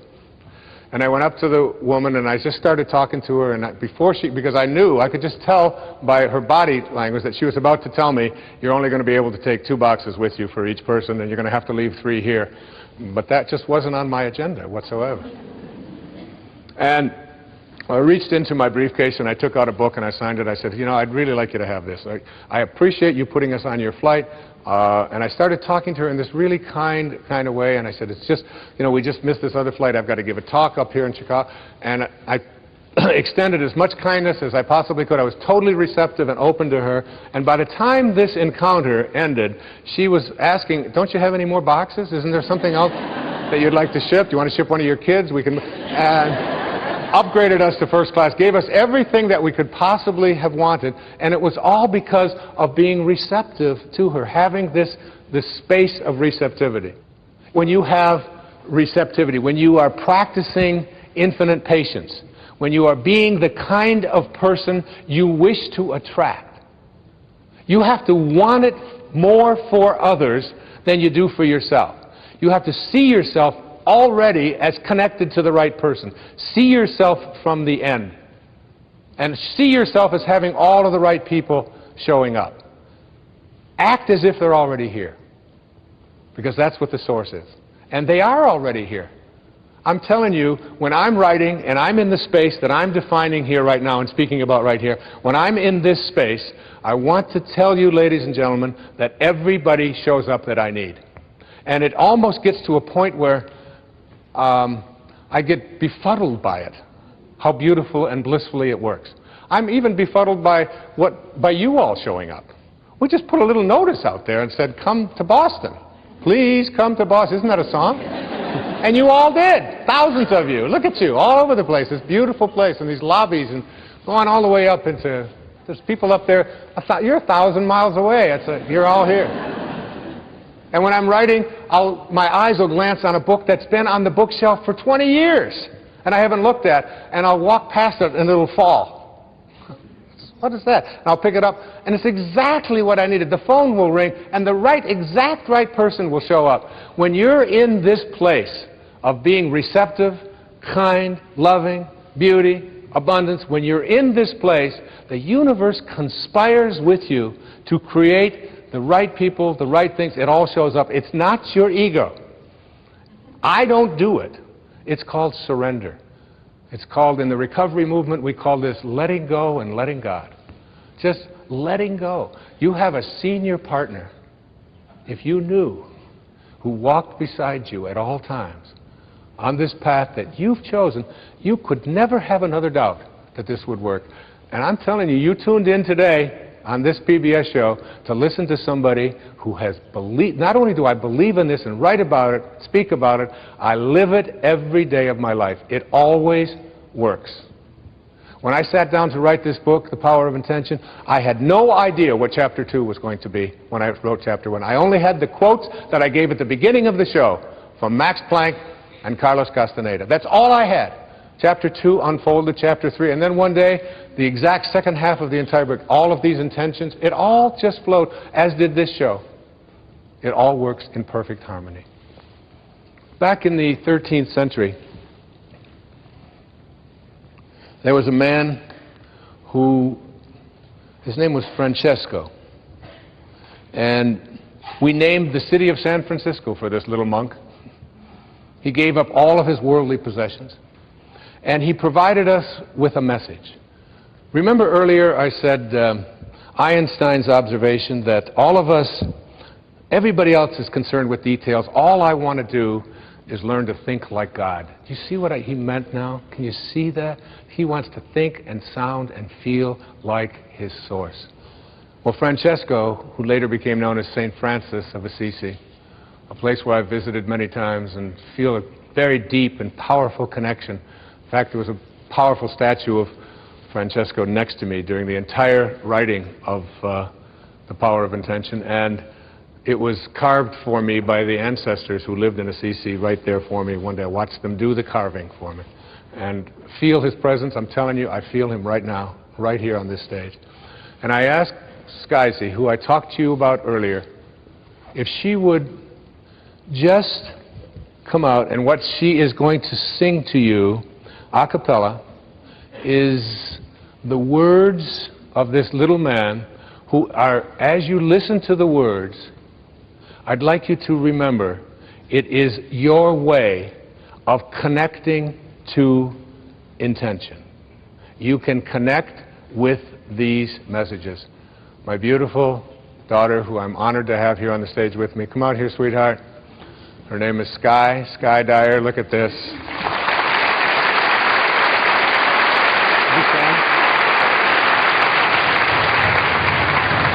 You're so beautiful.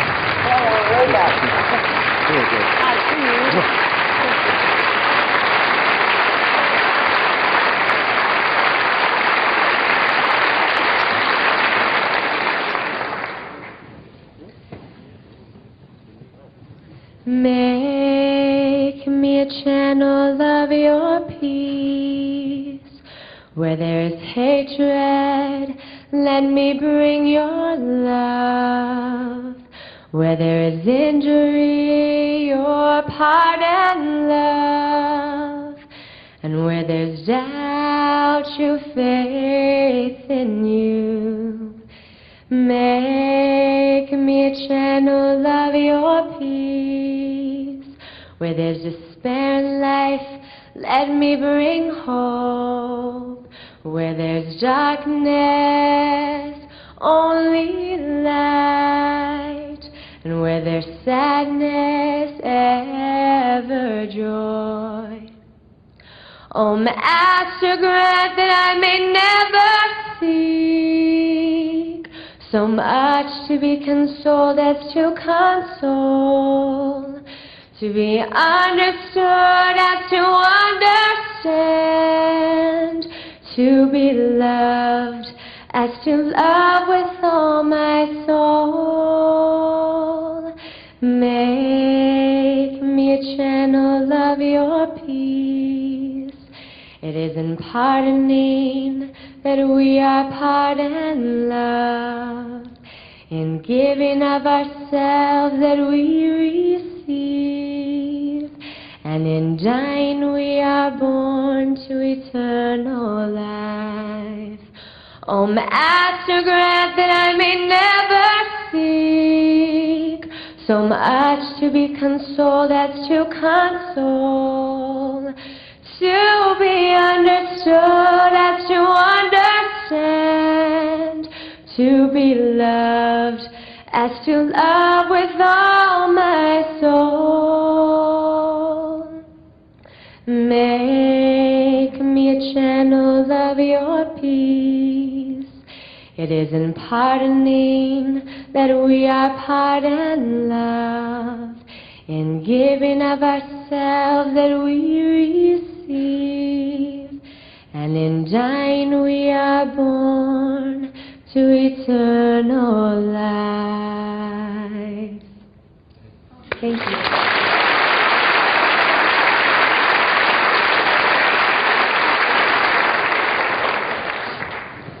The words to that I'd like you to play over and over again.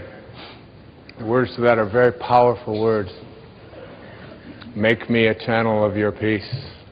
Where there is hatred, let me bring love. Where there is injury, pardon. Where there is doubt, faith. Where there is despair, hope. Where there is sadness, joy. It's not a prayer. It's not a religious statement. It is a beautiful technology for teaching us to bring the presence of higher, spiritual, divine, organizing intelligence to the presence of every energy that is not of this source. Every energy of hatred, anger, fear, worry. And we need it in the world more than we've ever needed it before.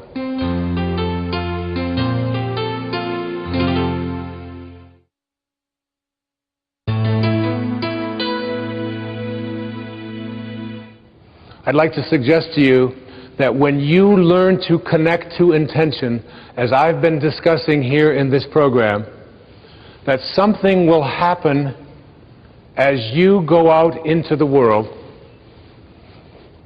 You will find that your presence will do things to other people, even without you being aware of it. When you are at this level, one of the things that happens is you begin to instill calmness. We convince others by our presence, said Walt Whitman. People will feel calmer when they're around you. You ever be in a group of people where you instantly know that when you're around them, it just feels good. You feel better about yourself just for having been in the room with them? That's what will happen.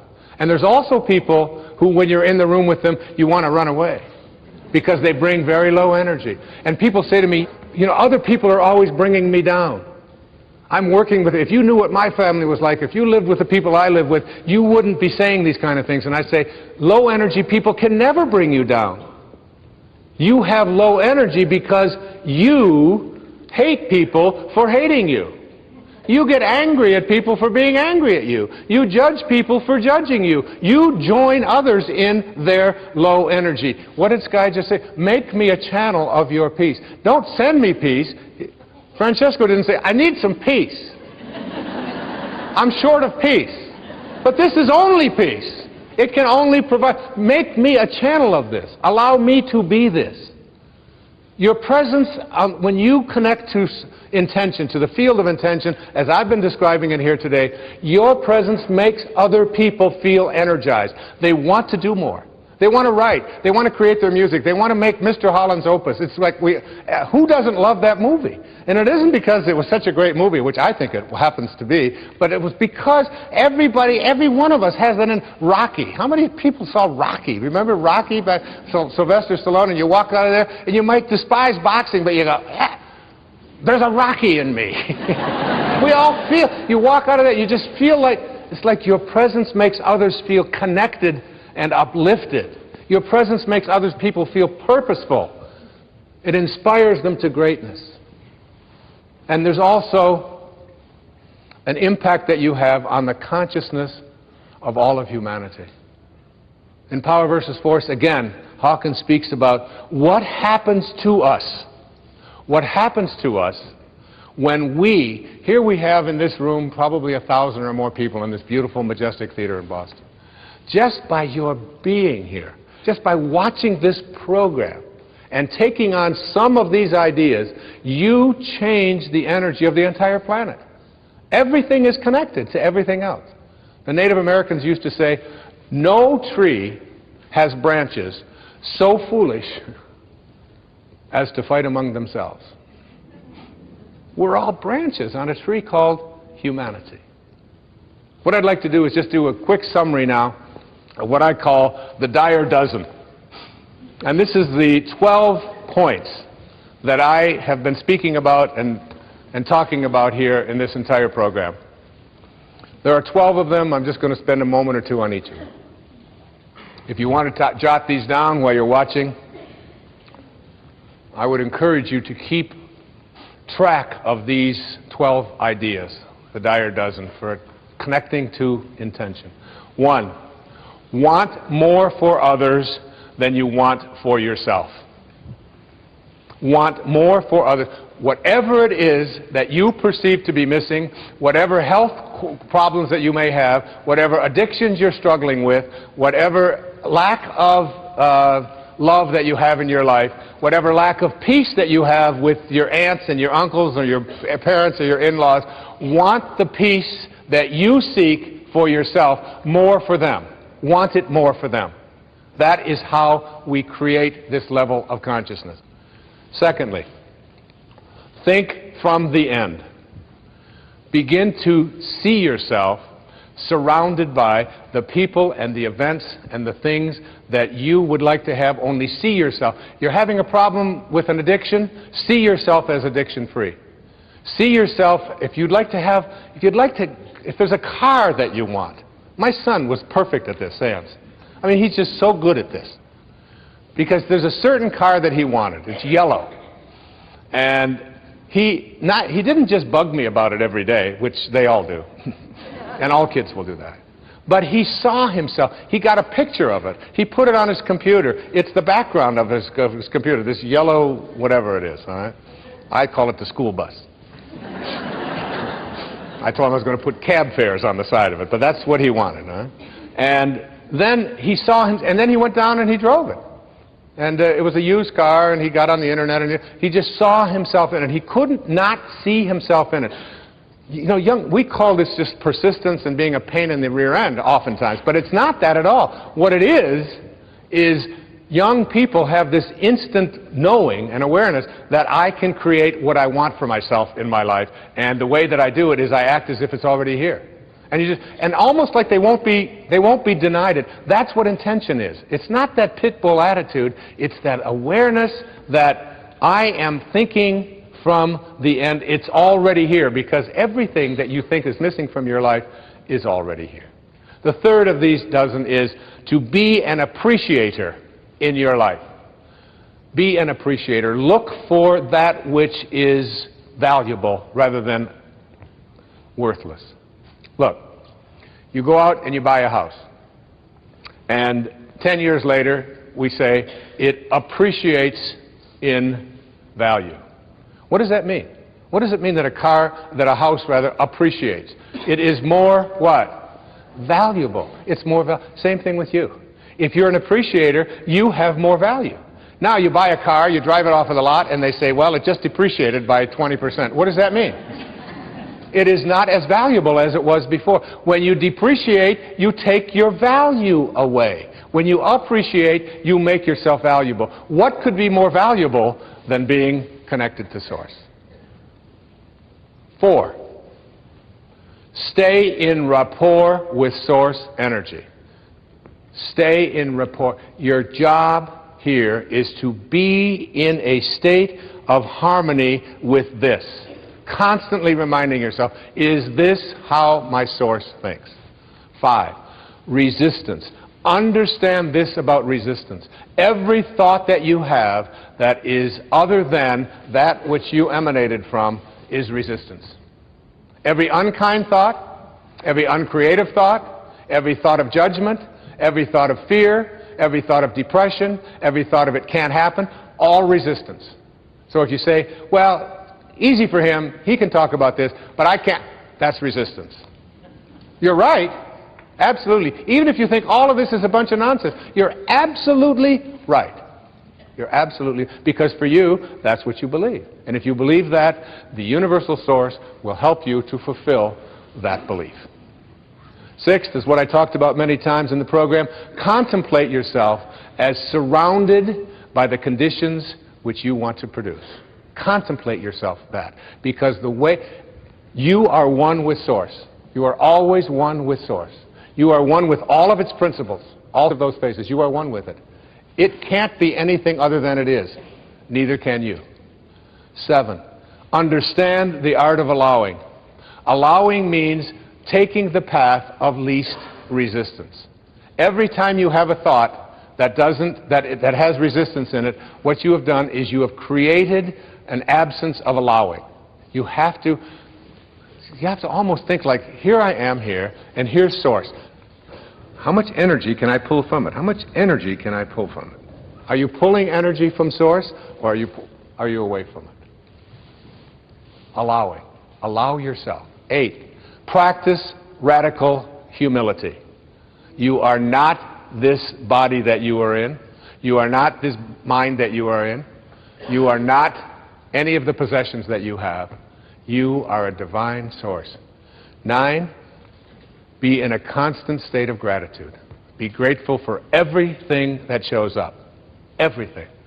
Stay in a state of being generous and grateful in your life.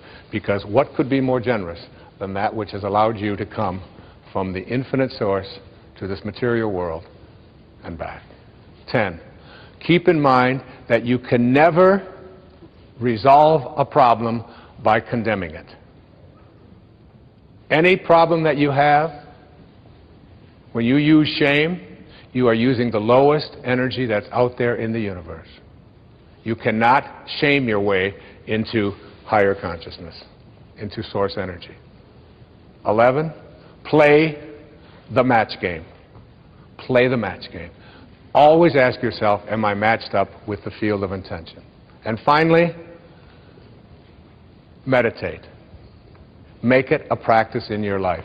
Meditation is essential because it is your way of staying connected to Source. What is the only thing in the universe that can't be divided? You cannot divide God. Everything else has an up, down, north, south, east, west, male, female, right, wrong, black, white, alive, dead. Everything comes in dichotomies except for silence. Silence, you cut it in half, what do you get? More silence. Cut it in half again, more silence. Cut Source in half, just more Source. You can't divide it. Meditation. Stay in the gap. I'd like to close out this program on the power of intention with a story that was sent to me by my dear friend, Ellen. It's called Attitude. a 92-year-old, petite, well-poised, and proud lady who's fully dressed each morning by 8 o'clock, 92 years old, with her hair fashionably coiffed and makeup perfectly applied, even though she's legally blind and moved to a nursing home today. Her husband of 70 years recently passed away, making the move necessary. After many hours of waiting patiently in the lobby of this nursing home, she smiled sweetly when she told her room was now ready. As she maneuvered her walker to the elevator, I provided a visual description of her tiny room, including the eyelet sheets that had been hung on the window. "I love it," she stated, with the enthusiasm of an 8-year-old, having just been presented with a new puppy. "But Mrs. Jones, you haven't even seen the room yet. Just wait." "That doesn't have anything to do with it," she said. "Happiness is something you decide on ahead of time.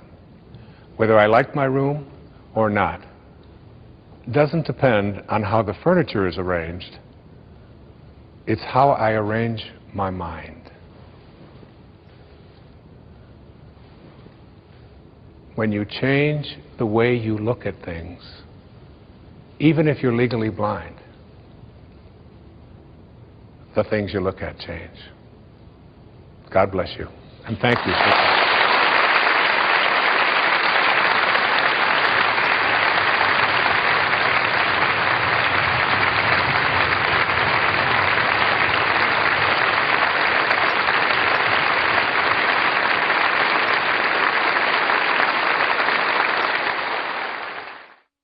Next, a special bonus segment.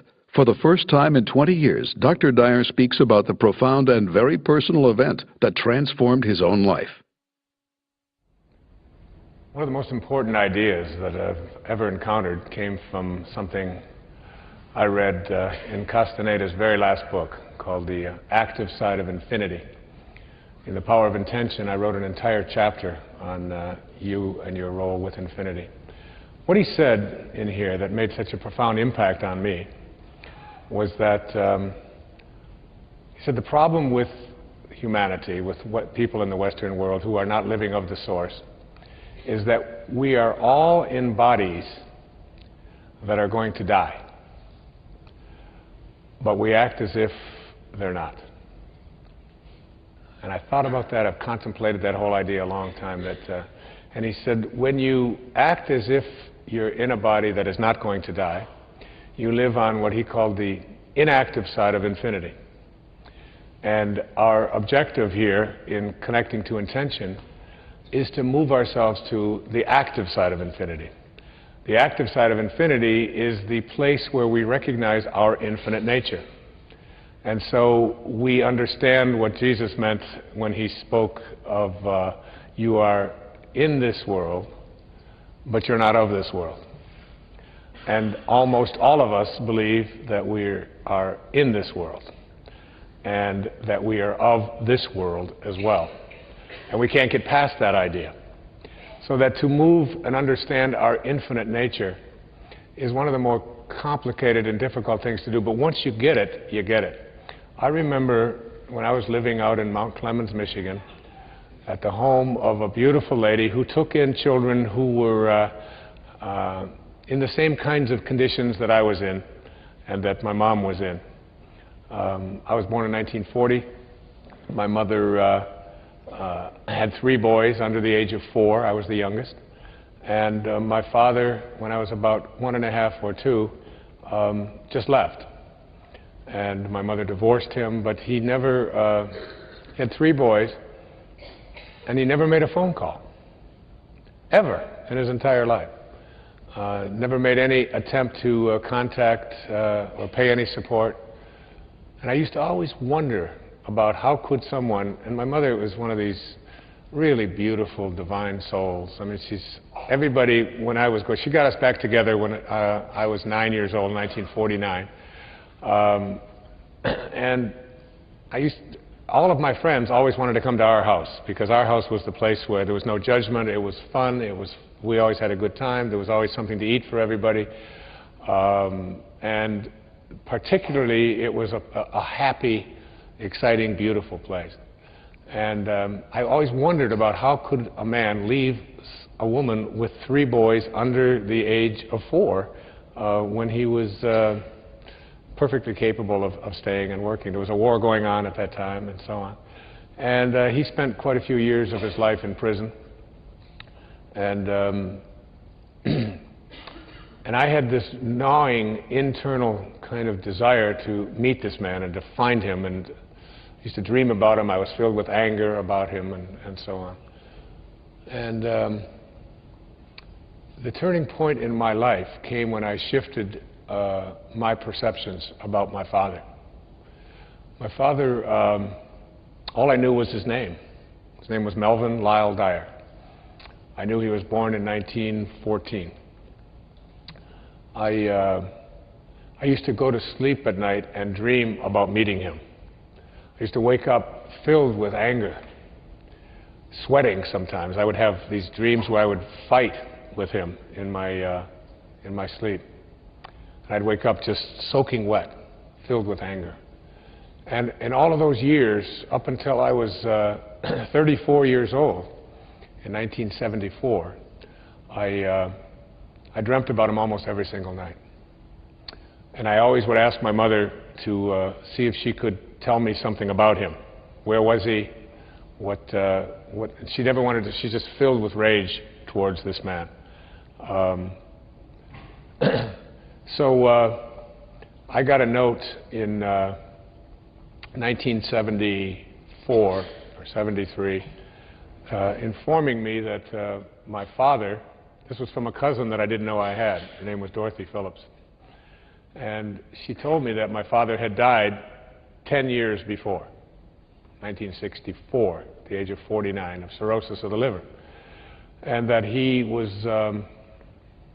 buried in Biloxi, Mississippi.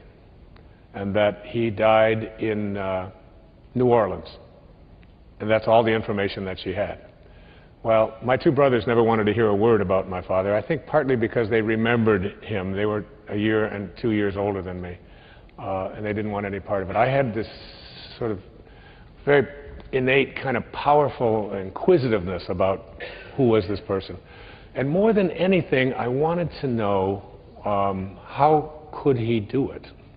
And did he acknowledge that he had 3 sons? Actually, I just wanted to know if he acknowledged that he had a son named Wayne. And I was teaching at that time. I was a professor at St. John's University in New York. I was teaching counseling psychology. And that was the time of a lot of the things that Lyndon Johnson had put into effect, called the Great Society, and they were integrating some of the southern schools and so on. And I was given a job with the federal government, a temporary job, to just a part-time thing to go along with my professorship. I was to fly down to a place in Mississippi called the Mississippi State College for Women in Columbus, Mississippi. And I thought to myself, I had just found out recently, I don't even know exactly how far back it had been, but I had found out that my father had died. And I looked on a map and I saw that Columbus was only 200 miles from Biloxi, and I knew that my father's body had been shipped as an indigent from New Orleans to Biloxi. So I got down to Columbus, and I sat in on classes and I wrote up my report on the civil rights laws and whether they were being honored and so on. And then I rented a car, and it was a Friday afternoon. And the car that I rented was a 1974 Dodge Coronet. It was blue. And in those days, they only had the lap belts. They didn't have the shoulder belts, the shoulder harness. So this car, as weird as this all sounds, and my life at that time was really shaky. I was drinking. I wasn't in a good kind of relationship I wanted to be in. My writing wasn't, I just couldn't seem to put it all together. I was overweight.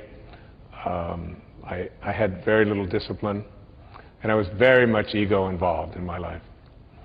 And, but I always knew I had a different kind of a destiny, and I just couldn't seem to get it. And this stuff with my father was always there, this internal kind of rage. And so I got in this car, and the car was at an Avis rent-a-car place, and nobody had ever rented the car before. Nobody had ever driven the car before. It had 0 miles on the odometer, like 0.6 or something. It had been trucked in that day to be rented by me.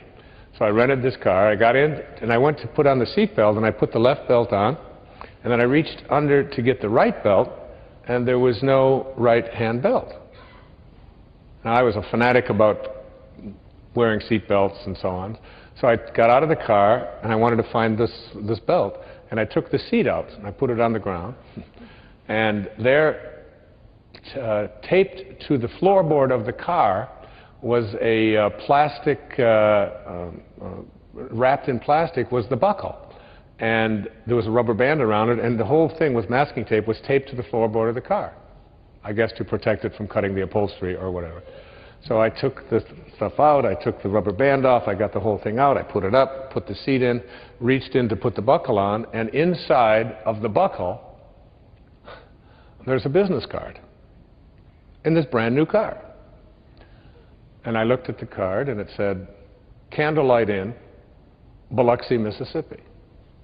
And on the back, there was a map imprinted on how to get to this Candlelight Inn. And I just had one of those flashing kinds of strange moments and said, that's weird. But I didn't think any more about it. I just put it in. I said, somebody at the factory, whatever it is. And I put it in my pocket. I said, but I'm going to Biloxi. So I drove to Biloxi. It was a Friday afternoon, and at the end of August. And I pulled into the outskirts of Biloxi. Welcome to Biloxi. And I pulled over, and there was a gas station there. I drove into the gas station. There was a telephone with a yellow pages. And I went and looked up cemeteries. It's the only clue I had. And there were 3 listings, 2 very large listings and 1 real small minor listing. So I called the 2. There was no answer at the first. Nobody answered at the cemetery. Second one I called was busy. So I called this tiny little number, and this man came on. And I said, and he had a southern drawl, and I said, I'm calling to find out if there's a Melvin Lyle Dyer who died in 1964. I believe that was the exact date. And would he be buried at your cemetery? And he said, well, this isn't really a cemetery, but they do bury people here. He said, I'll check. And he was gone for at least 10 minutes. And he came back, and he was rifling through Coca-Cola boxes that they had brought Coca-Cola, and this is how they filed things in Mississippi in those days.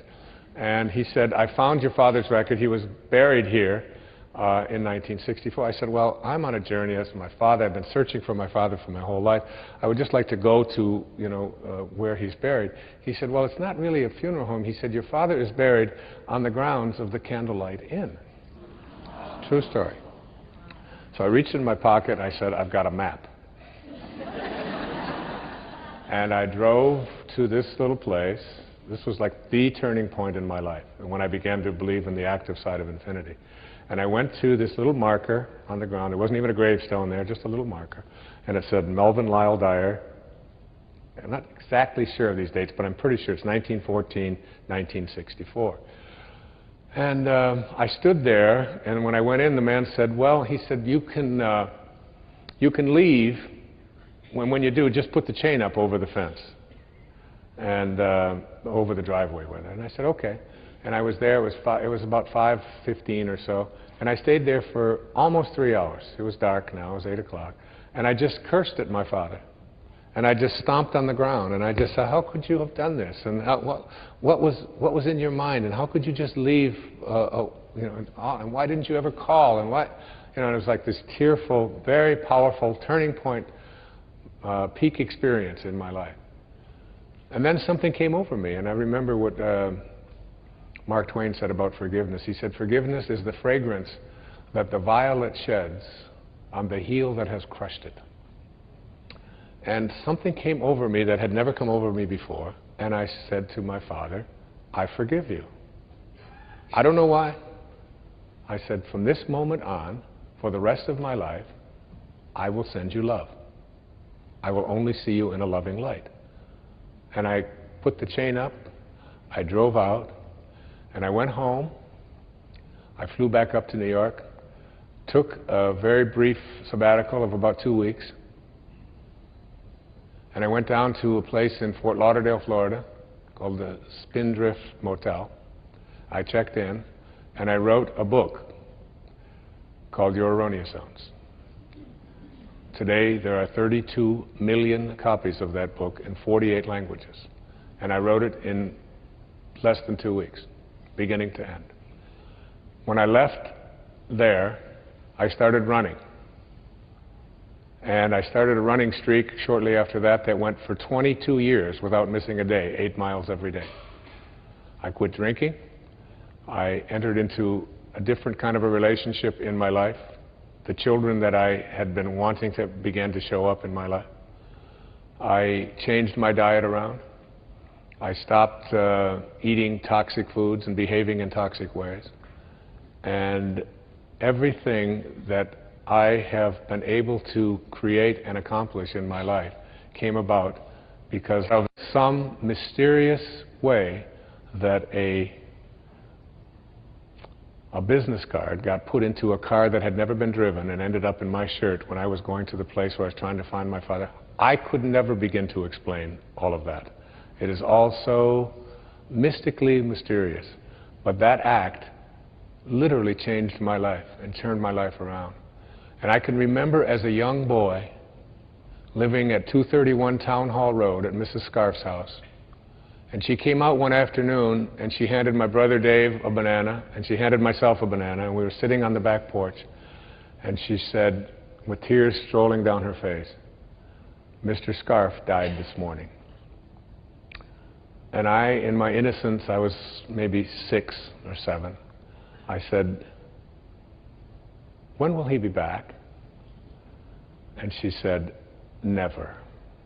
And I remember peeling that banana and going up onto the bunk and lying there and trying to contemplate never. I don't know if you've ever done that, but going to sleep and dying for 1,000,000 years is not a big deal. But never, never, and that was when I began to see my infinite nature and began to live on that active side of infinity. Today, with what happened with my father, that act of forgiveness was the most important and powerful tool that really propelled me into the purpose that I'm here for and allowed me to intend this program and the book that I have written and all of the other things that have been accomplishments in my life, including my children, including everything that I hold to be dear, including my health, including my ability to speak without notes, including my voice. All of it came about because of that act of forgiveness and living my life from that moment on the active side of infinity. I no longer live in a body that I believe is not going to die. I know it will, but I also know that it's not me. I am totally, completely at peace with that I am not this body. I am an infinite being disguised as the man who's speaking to you now. God bless you. Thanks.